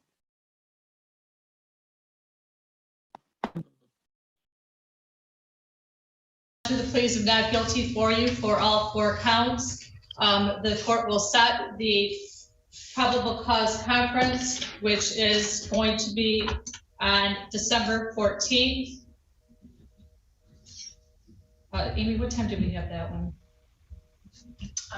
I got a whole stank face. Let me change my deposition. That is December 14th at 1:15 p.m. The preliminary examination is scheduled for December 22nd at 9:45 a.m. Those will be in-person hearings. Your Honor, just as a matter for our file, are you assigned for the purpose of exam and the pre-exam, or is it a different judge within the court? It is me. Okay, perfect. Thank you. Thank you. I'm going to address bond in a minute. I'm going to go ahead and arraign Mr. James Cromley first. Mr. James Cromley, see and hear the court okay? Yes. And do you understand, sir, that you are charged in count 1 for the death of Madison Baldwin of involuntary manslaughter, which is punishable by up to 15 years in prison and or up to a $7,500 fine and mandatory DNA testing? I understand. Do you understand in count 2, you are charged with the death of Tate Meyer for the involuntary manslaughter, which is punishable by up to 15 years in prison and or up to a $7,500 fine and mandatory DNA testing? I understand. Do you understand that you are charged in count 3 for the death of Hannah St. Juliana with the involuntary manslaughter, which is punishable by up to 15 years in prison and up to a $7,500 fine and mandatory DNA testing? Understand. And do you understand that you are charged in count 4 for the death of Justin Schilling, involuntary manslaughter, which is punishable by up to 15 years in prison and up to a $7,500 fine and mandatory DNA testing? I understand. Do you understand that you do have the right to plead either guilty or not guilty to all of those charges? I understand. Do you understand you have a right to a trial either by jury or by judge, and at that trial you would have the opportunity to call witnesses on your behalf, confront witnesses that have been called against you, and or to remain silent, and that you be presumed not guilty until proven guilty beyond a reasonable doubt for each and every. Y'all guilty of negligence, gross negligence. I understand. Are you on probation or parole for any other offense? No. How are you pleading to count 1? Not guilty. How are you pleading to count 2? Not guilty. How are you pleading to count 3? Not guilty. And how are you pleading to count 4? Not guilty. Again, the court will accept the plea of not guilty for all 4 counts. Your case will also be scheduled for a probable cause conference on December 14th at 1:15 and a preliminary examination on December 22nd at 9:45 a.m. At this point, I'm going to address bond. First, I'd like to hear from pretrial services. Thank you, Your Honor. Jeffrey Rector for pretrial services. Ms. Gardner declined to speak with pretrial services and requested to speak with her attorney. As a result, no references were contacted and little background information is available. She's 43 years old and married. Her listed address with the jail is 112 East Street in Oxford, Michigan. She does not have any prior. She does have a prior criminal history. She is not currently on probation or parole. She does not have a history of failing to appear. She does not have a prior documented history of violence. The charges against the defendant are severe and are those charges issued by the court. Defendant, along with the co-defendant, failed to turn themselves in to authorities. While every defendant is afforded the presumption of innocence, the purpose of bail is to ensure appearance and the safety of the community. Defendants in this matter had agreed through their attorney to turn themselves in to the court once charges were issued on 12/3/21. However, instead, and there it is. Based on the defendant's attempt. There it is. Let me pause it right there because he just said it. I know it's muffled in terms of sound, and if I would have, this is my first time watching this. If I would have listened to it prior, I would have used Audacity or something to clean this up so it could sound better, but I didn't. They fled. Hear it good. They fled. Again, they were not there when their son had to be in court. Her tears are not moving me. They fled. They have attorneys. He still has a public defender. He is a minor.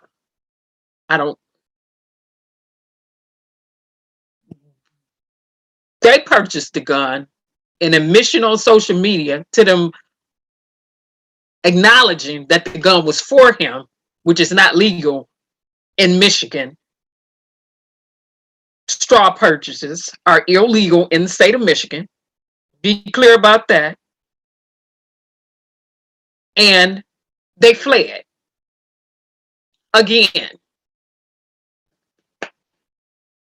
all of us as parents could use sharpening of our parental skills. However, some parents just need to be taught from top to bottom, from the bottom to the top. This is gross negligence. I don't care how you slice this and dice this. They fled when they should have been there to stand by their son or be there to support their son. They fleeing all over.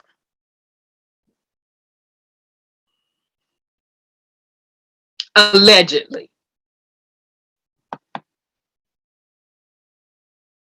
Concerns for appearance and the safety of the public. It is our recommendation that a release on recognizance bail is not appropriate in this case. In order to further mitigate concerns for appearance and public safety, if the defendant makes release, the following conditions are respectfully recommended. Pretrial services supervision, a GPS tether prior to release, allowed to leave home for work if employed, medical appointments, attorney visits, not to have any contact with any witnesses, victims, or return to Oxford High School, not to possess a firearm, and must turn any firearms in that have not been confiscated. Thank you. Who is going to speak on behalf of the prosecutor's office? I am, Your Honor. Go ahead. Your Honor, I'm sure you've read the swear to pursuant to MCR 6.106, bond should be set with the considerations of the likelihood of conviction first. Here, the likelihood of conviction is strong. Your Honor, we know from facts and that were presented at the swear to that the Crumbleys, Mr. Crumbly, purchased this weapon for his son, and that on the 27th, Mrs. Crumbly went to the shooting range with her son, posted on social media saying that it was a Mother-Son Day and that she was she bought a weapon for her, a gun for her baby for Christmas. It's also clear from the facts that he had total access to this weapon and that it was for him. Second, on the 29th, both defendants were aware that he was searching ammunition on his phone at school. Instead of reacting to that as a concerned parent and worried about safety, Mrs. Crumbly texted, LOL, just, I'm not mad, just next time don't get caught. And then obviously on this very tragic day, on the 30th, they were called to the school and about their son's drawing, which clearly depicted threats and acts of violence. And instead of disclosing to the school that he had full access to this weapon, they chose not to. They chose not to take their son home. They chose not to tell anybody that he might be dangerous when it was clear and they had every likelihood that he was. And instead they left. Furthermore, after the active shooting announcement went out, Mrs. Crumbly texted her son Ethan, don't do it. And Mr. Crumbly went to his home purposely to search for this weapon because he was afraid his son had the weapon and was in fact shooting people and hurting them, which, as we know, is exactly what happened. Your Honor, this is a very serious, horrible, terrible murder and shooting, and it has affected the entire community. And these two individuals could have stopped it, and they had every reason to know that he was dangerous, and they gave him a weapon, and they didn't secure it, and they allowed him free access to it.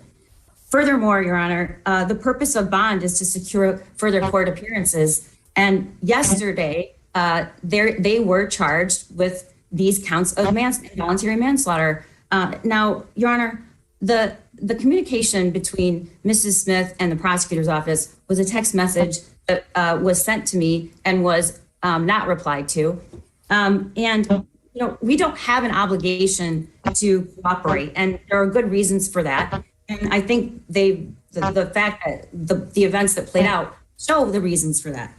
Now, Mrs. Smith, clearly her clients did not tell her the truth, because her representation was they wanted to turn themselves in and that they were on their way to do that.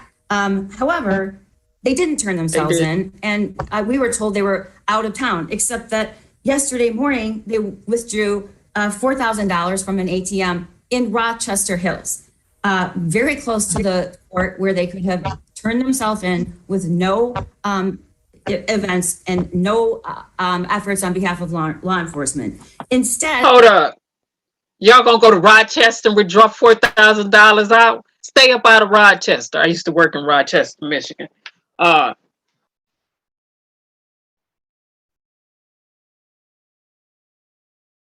surprised. I'm surprised Rochester police didn't swoop y'all up.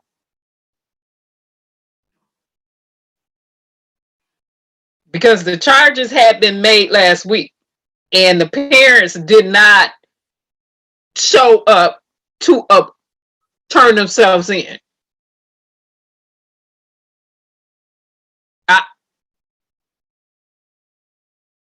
And they gonna go with their selfish selves. The same $4,000 they took out, they should have took it out for their son and an attorney. And he is the product of their raising. They made him. That environment they didn't develop for him, they did that. Then had the audacity to get their selfish selves some attorneys. My perspective right now, get your selfish selves some attorneys. And your son has a public defender. That $4,000 took out should have been a down payment on him, a criminal defense attorney. And anybody in the state of Michigan know the hottest criminal defense attorney in this state resides in Detroit.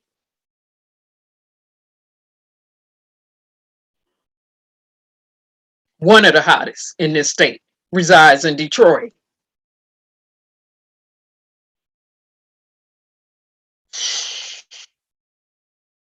These parents are,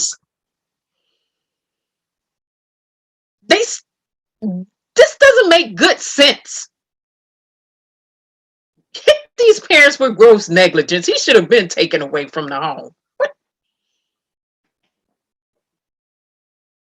What is it? I digress. I digress. I digress.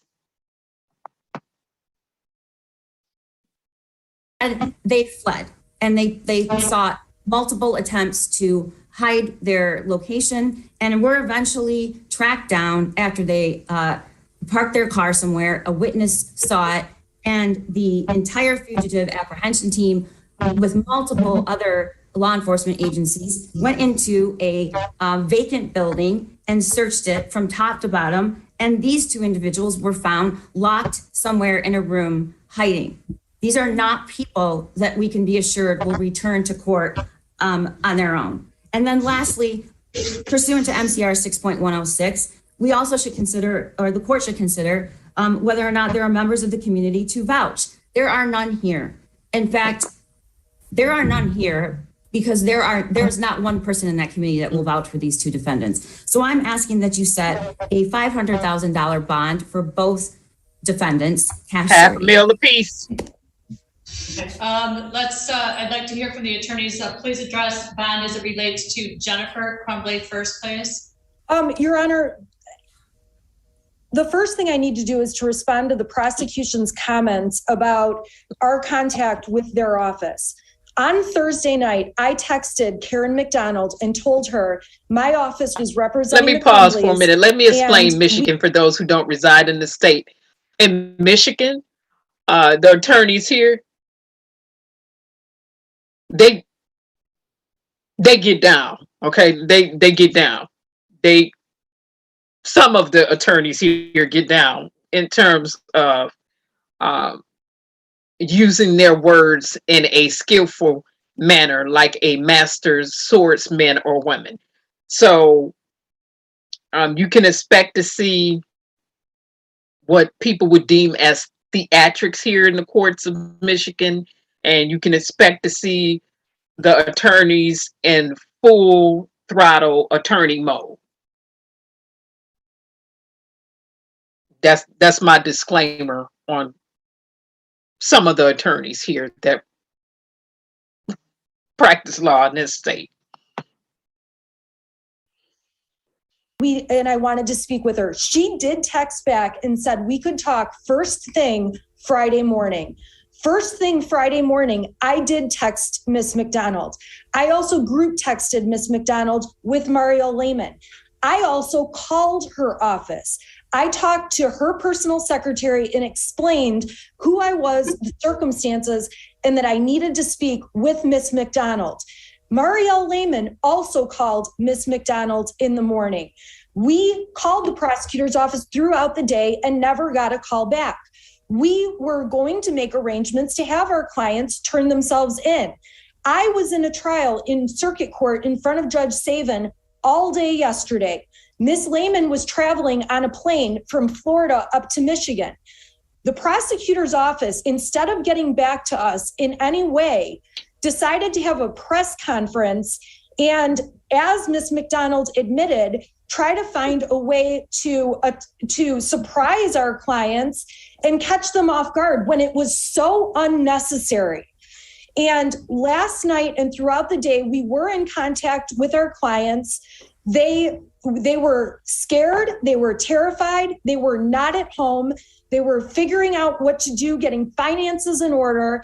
And the last text messages we had with them and phone calls Marielle Lehman and I had with them, our plan was to drive to the Novi District Court this morning because arraignments were supposed to start at 8:30 for any county arraignment.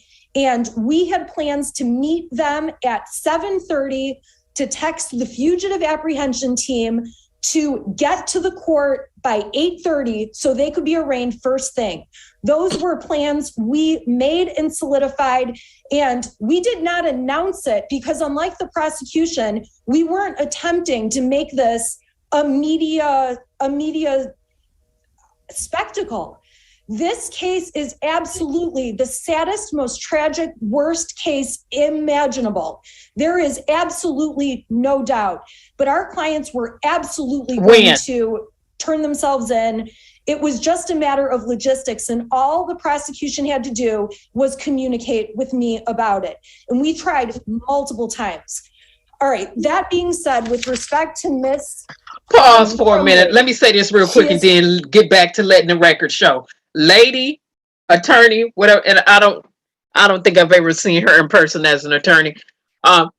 Anyway, what your client should have done is what most parents do when they get their finances in order when their minor has been charged with 24 counts. Is they get their finances in order, they start pulling money from, retirement funds and stock, if they, deal with the stock market, and even start getting their house in order to refinance it to get their minor out of trouble and to pay for all the attorneys that he needs or he or she may need. But in this case, it just happened to be a he. But this ain't what they did. Just let the record show. So That was real cute, what she just said. However, the reality of the situation is he got a public defender, and they have attorneys they lawyered up that they paying for. Stop playing. Anyway. 43 years old, as pretrial services told you. She has been employed as the director of a large company, director of marketing. She grew up in Clarkston. Prior to living in Oxford, where they've owned their home since 2015, she lived in Lake Orion. She has never been in serious trouble with the law. She does have a drunk driving conviction back from when she was in college. Any conviction on Ms. Crumbly's record is a misdemeanor and is old. Ms. Crumbly has retained my office and Marielle, obviously. She would not have done that had she planned to not turn herself in and fight these charges. I'm quite certain they would not have paid my office money and taken those steps if they were not going to fight these charges. When it comes to the seriousness of the offense, when you listen to the prosecution's facts they're presenting, which are incomplete, very incomplete, it does sound like an absolutely egregious wrongdoing on the part of Mr. and Mrs. Crumbly that they gave their child a gun and encouraged them to do this. That's just not the case. And Mrs. Crumbly is presumed innocent. And I ask this court to note that full discovery has not been available and that the court is only aware of the facts the prosecution has presented, but that gun was actually locked. So when the prosecution is stating that this child had free access to a gun, that is just absolutely not true. And we need an opportunity to fight this case in court and not in the court of public opinion. We need the opportunity to have our clients' constitutional rights to being presumed innocent protected. And this court is going to see in the exam in particular that there is far more going on than what this court has been made aware of. And for that reason, Your Honor, I would ask this court to set bond, keeping all of that in mind. Our clients would absolutely avail themselves to a GPS tether. They would absolutely obey all of the conditions listed by pretrial services. This case does not warrant a $500,000 bond. I would ask this court, in light of the criminal history, the limited facts presented, to order that the bond be set at $50,000 or $100,000 if this court believes it needs to be more. Our clients are going to fight these charges. Our clients are just as devastated as everyone else. Bond has to come from a place of legal soundness, not emotional reaction, which has driven this entire case. And it is emotionally charged. It is emotionally the worst thing I have ever been involved with and seen. There is no doubt it is the worst thing the Crumbleys have ever been involved with and seen. And there is just so much going on here, and we ask the court to set a reasonable bond. Any additional comments as it relates to James Crumbly? Yes, Your Honor. James is 45 years old. He has a prior conviction from 2004. Again, similar to Jennifer Crumbly, any convictions that he has would have been, we believe that they were misdemeanors. He does not have any substance abuse issues. He does have some health issues that require, he's diabetic, that require 2 types of insulin. He was gainfully employed. He's been in Michigan since he and Jennifer moved up here several years ago. As for the seriousness of the charges, as Ms. Smith has stated, the facts that have been presented by Ms. McDonald and her office have been cherry-picked to further her narrative of making an example of Mr. and Mrs. Crumbly, which she very freely said she was doing yesterday during her press conference. Again, to echo what Ms. Smith has said, I personally contacted Ms. McDonald's office to notify her of mine and Ms. Smith's availability. She chose not to call us back. I was also in communication with law enforcement, as was Ms. Smith. They knew that we were planning to bring Mr. and Mrs. Crumbly in. They knew that we were in communication with them, contrary to what was presented in the media. Your Honor, they hired our office on Thursday.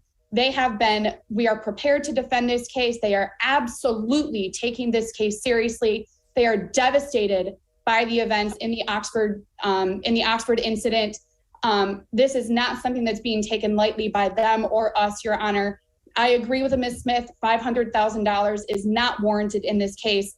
The charges are very seriously, but as the court is aware, they are allegations at this point. As Ms. Smith has stated, both of our clients are presumed innocent unless they're proven guilty, Your Honor. And quite frankly, from what we know, Your Honor, the facts are not what they've been presented to the court and to the public. So I again echo what Ms. Smith indicated. Our clients are more than happy to have a GPS tether, to be on pretrial services supervision. I am again requesting a $50,000 or $100,000 bond. But Mr. Crumbly, as with Mrs. Crumbly, is not a flight risk. He is not a danger to the community. There is no risk that they're going to flee prosecution. They were never fleeing prosecution. I want to make that very clear with the court. We had been in communication with the prosecutor's office and law enforcement and our clients throughout yesterday, Your Honor. They were not fleeing prosecution, contrary to the media reports. So, Your Honor, I'm asking that they have a $50,000 or $100,000 bond with a GPS tether and pretrial services supervision. Your Honor, may I respond, please? Very, very quickly, please. Your Honor, I agree with Mrs. Smith on one thing. The court hasn't heard all the facts, and neither has the public, because I have an ethical duty not to release those facts, because she is indeed correct. Her client and Mr. Crumbly have an absolute, we have a burden, and these are merely allegations. So I agree. And I just want to point out, nobody needs permission. These defendants did not need my permission, and they didn't need law enforcement permission to go to the court and turn themselves in, go to the police department, the sheriff's department, and turn themselves in. I agree Mrs. Smith was perhaps in trial. She had a break from 11:45 to 2:45, and I can't imagine why they were surprised. The whole country knew that these charges were coming. And lastly, to suggest that anyone is somehow using this incident to create press, there's a lot of attention here, because 4 children were murdered and 7 others were injured. And that is on the mind of every single person in this country. So I would ask that you impose the $500,000 cash surety on each of the defendants, Your Honor. Thank you. So in terms of bond, the court is required to comply with MCR 6.106. The purpose of bond is to ensure that the defendants appear in court for all necessary court appearances, as well as to take into consideration any risk to public safety. Obviously, these charges are very, very serious. There's no question about that. The court does have some concern about the flight risk along with the public safety, given the circumstances that occurred yesterday and the fact that the defendants did have to be apprehended in order to appear for purposes of arraignment. The court did indicate yesterday after the swear-to that it would be conducting an arraignment at 4 p.m. And nobody appeared for purposes of that arraignment. Your Honor, excuse me. The bond for Jennifer Crumbly at $500,000 cash surety, no 10%. In the event that Jennifer Crumbly is able to post bond, the following conditions will be in place. The defendant is not to use or test positive for alcohol, recreational marijuana, or any controlled substances. Ms. Crumbly is not to possess or have in her possession any firearms or dangerous weapons, shall not have any assaultive behavior toward anyone, must provide a release address upon release to the pretrial services representative.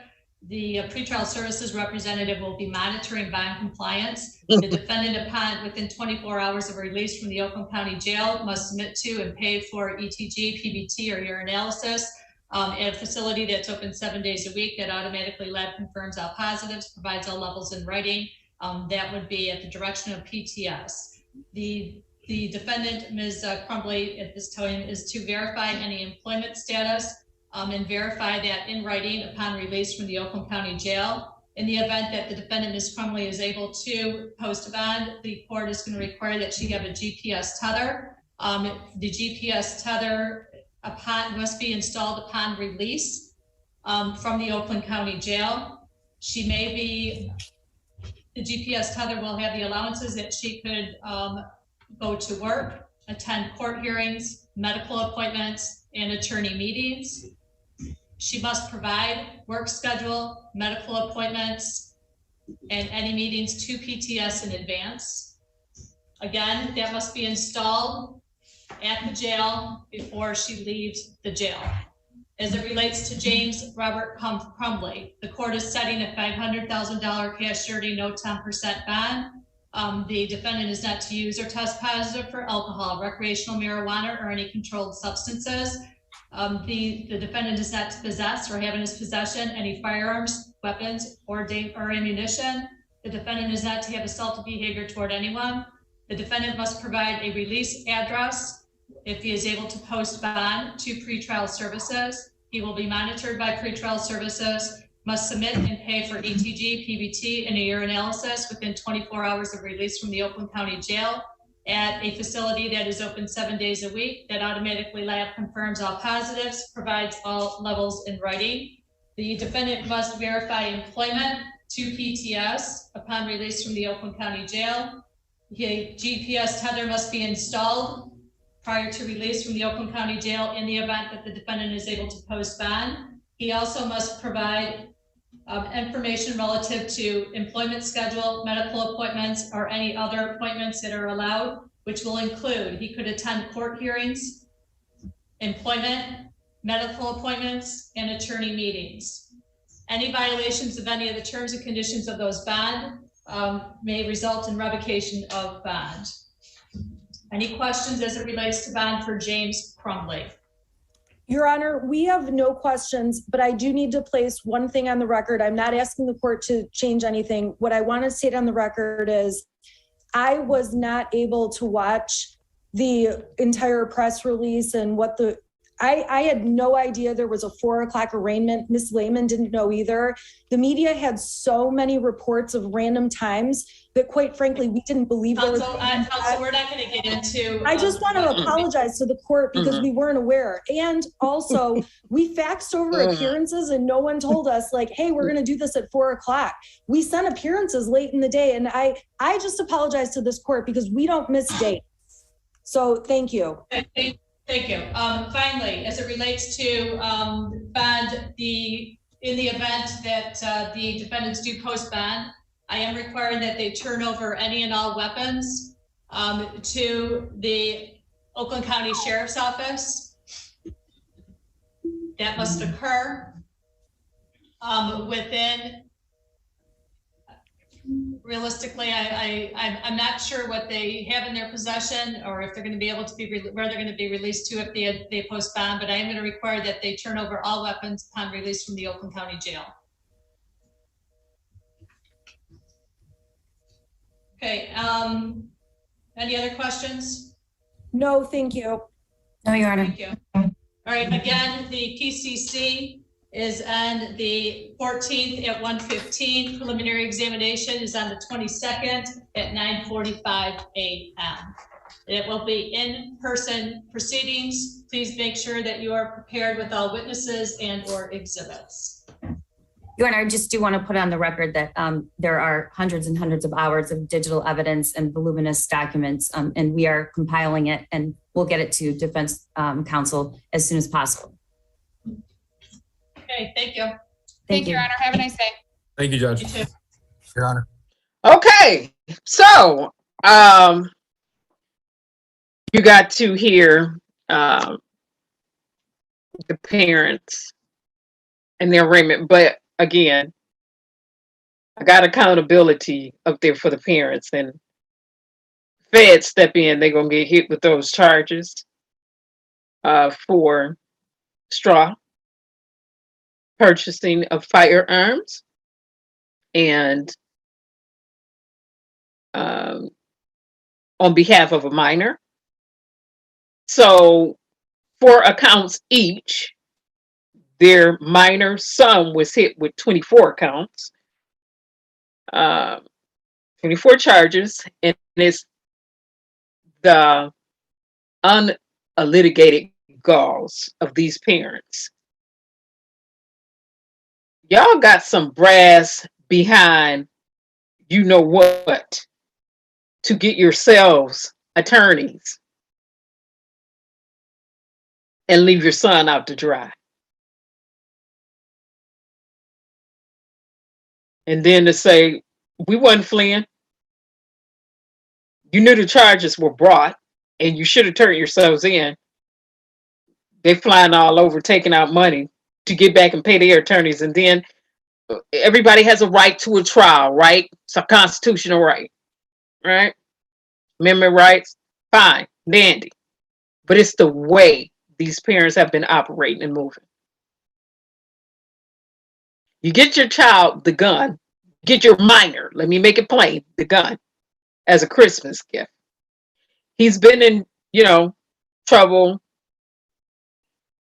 and you texting AOL mom laughing out loud, next time don't get caught, and then you want to sit up there and cry. No, he's the product of what they raised and produced. He's the fruit of what they raised and produced. This is what this is. This is not one of those situations where parents did everything to make sure their child was in a conductive, healthy, productive environment with no violence, staying away from certain things or keeping them in some type of shield, or what people would call where you were sheltered as a child. This was not that situation. His mom then took him to the range, shoot the gun off, and then the attorney's sitting up there. Well, that gun box was locked. Well, he knew what a key was. He probably had the key. He probably had his own personal key to get to that gun box and get that gun out. Because the parents via social media self-incriminated in admission that the gun was for him.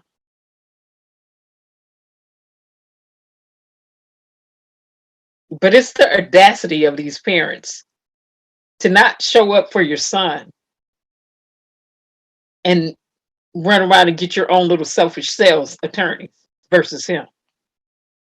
That mentality. It's something aloof there. Something amiss there. That's just downright off and out of order. Okay.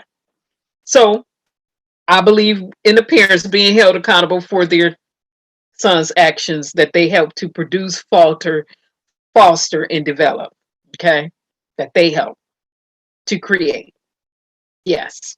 Yes. They helped us along the way.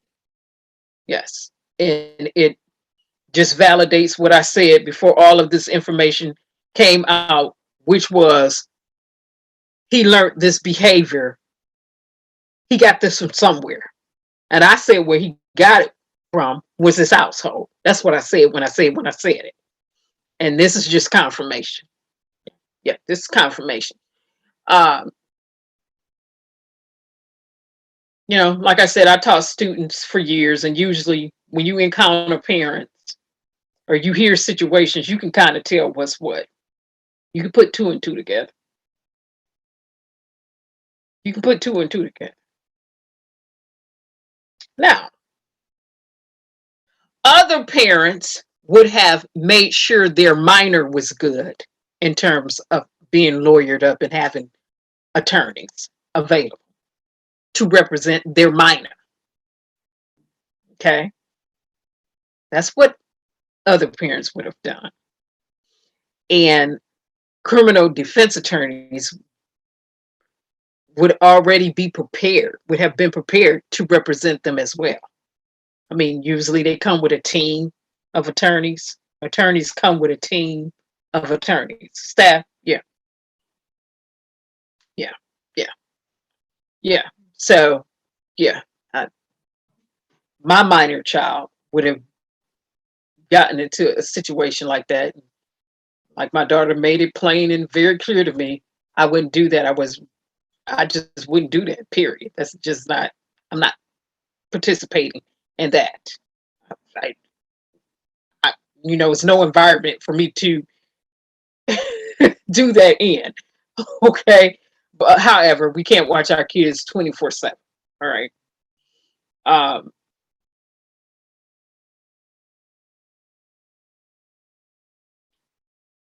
The lawyers would have been for my child first, my minor, that I purchased the gun for illegally versus myself. That's part of being accountable for your actions. Saying, okay, yeah, this is the part that I played in this. And because I know I played a part in this, let me be more responsible and take accountability for my actions. And this is the way I'm going to do this. How about I get my child the best attorney, defense attorney that I can get right now, and make sure that my child is receiving some type of psychological counseling. Yeah. How about I do that? Because as a parent, I can acknowledge the fact that I missed it along the way. I can acknowledge the fact that I helped create the person that this minor is today.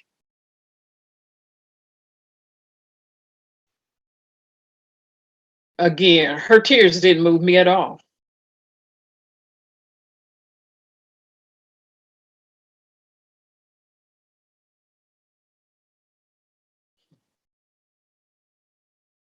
Now, granted, I do believe they were scared after the fact because they got to see the fruits of their labor. You got to see what you produced.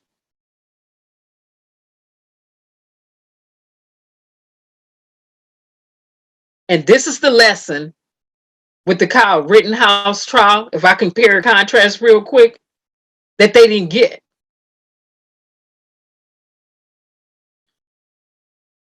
Be interesting if Kyle was in Michigan, because it would have been down way different. It would have went down way different.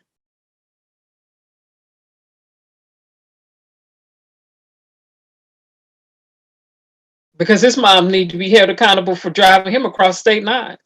But the jurors came back and said, now guilty on that. That's not going to fly here. Now, factoring into the equation that no prior convictions or record for the parents or this minor. So you have to factor that into the sentencing or whatever happens. You have to factor all of that in. That will be brought up. Fine and dandy. End of the day, these parents need to reevaluate and assess what they're doing to these kids out here and these minors. And they need to go get some help and learn how to parent these kids and these minors. Because red flag showed up in this child, and I'm 100% accurate with this right here, when he was a kid. Stuff starts showing up when you are a child. And the help that he needed from his parents was a different type of attention. Sitting up, going out, shooting with your doggone child.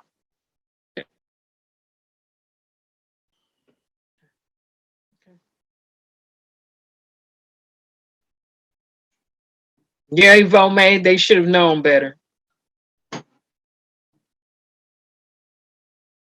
He's 15.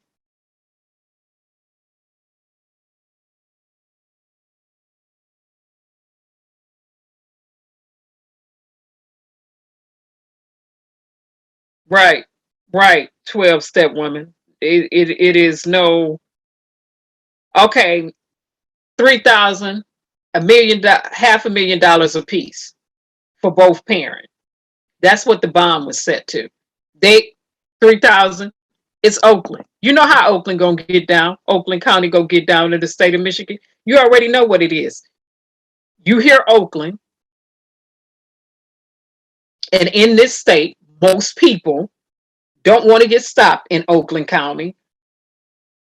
You don't want to have no dealings with Oakland in this state. You just don't, because it is an assumption already here.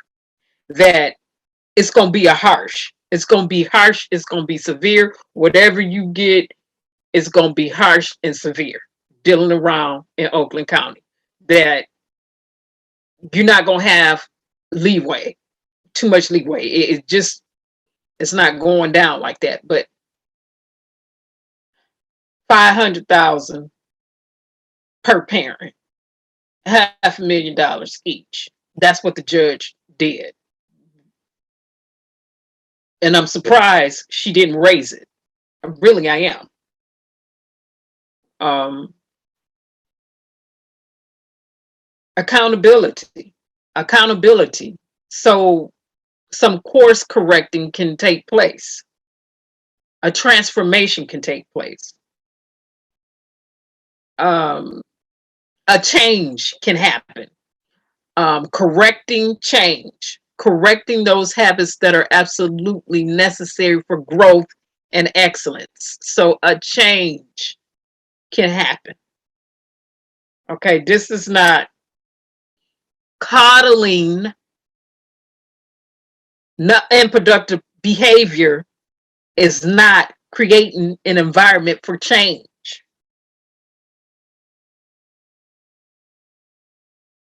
And again, it goes back to parents. Now, is the school going to be held liable?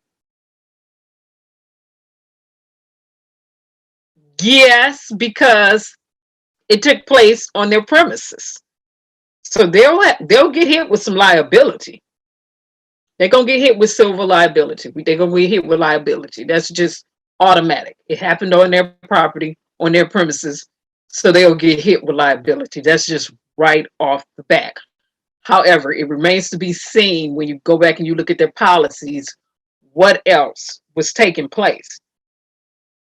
Keep in mind, the principal should have expelled him and to further notice. I would have said, you got to go with your parent. You got to go with your parent to further notice. And then in order for you to get back in the school, it's going to take consultations and conferences with your parents, as well as hearing from the professionals, the psychiatrists, psychologists. I'm gonna have to hear from them before you're allowed to come back into school. All of that should have taken place. So the principal was negligent too. Because at what point do you allow? Oh, he can just, no. You got, your parent just hit the door, and guess what? You getting ready to hit the door too, because you getting ready to get expelled. How about that? And you come back after we look at that paperwork from some doctors. How about that?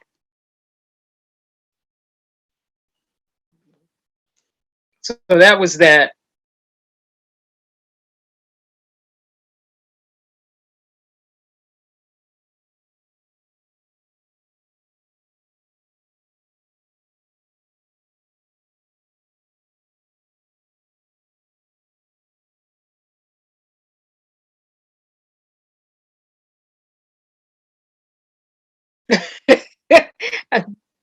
$3,000. You said you got a ticket in Oakland. You didn't even fight it. You just paid it.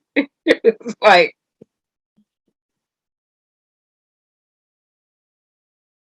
oh, yeah, Miss G. We'll see what happens. And Ivome, you're right. Nowhere in the world today, there is no way. They knew better. They knew better. They knew better. Now, having said that,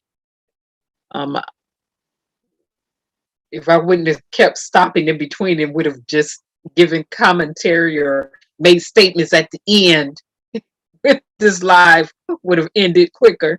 However, thank you all for streaming. And let's remember this, we have to stay vigilant. We have to stay actively engaged. And if we don't do the work, who's gonna do it? It's not gonna happen automatically, okay?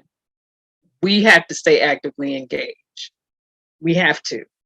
I have A host of things to discuss as usual. You know, I gotta hit the technology sphere. I have to. I have to. It's a host of things going on. Like I said, as I get ready to conclude, the lady who lied on Emmett Till, they closed the case again.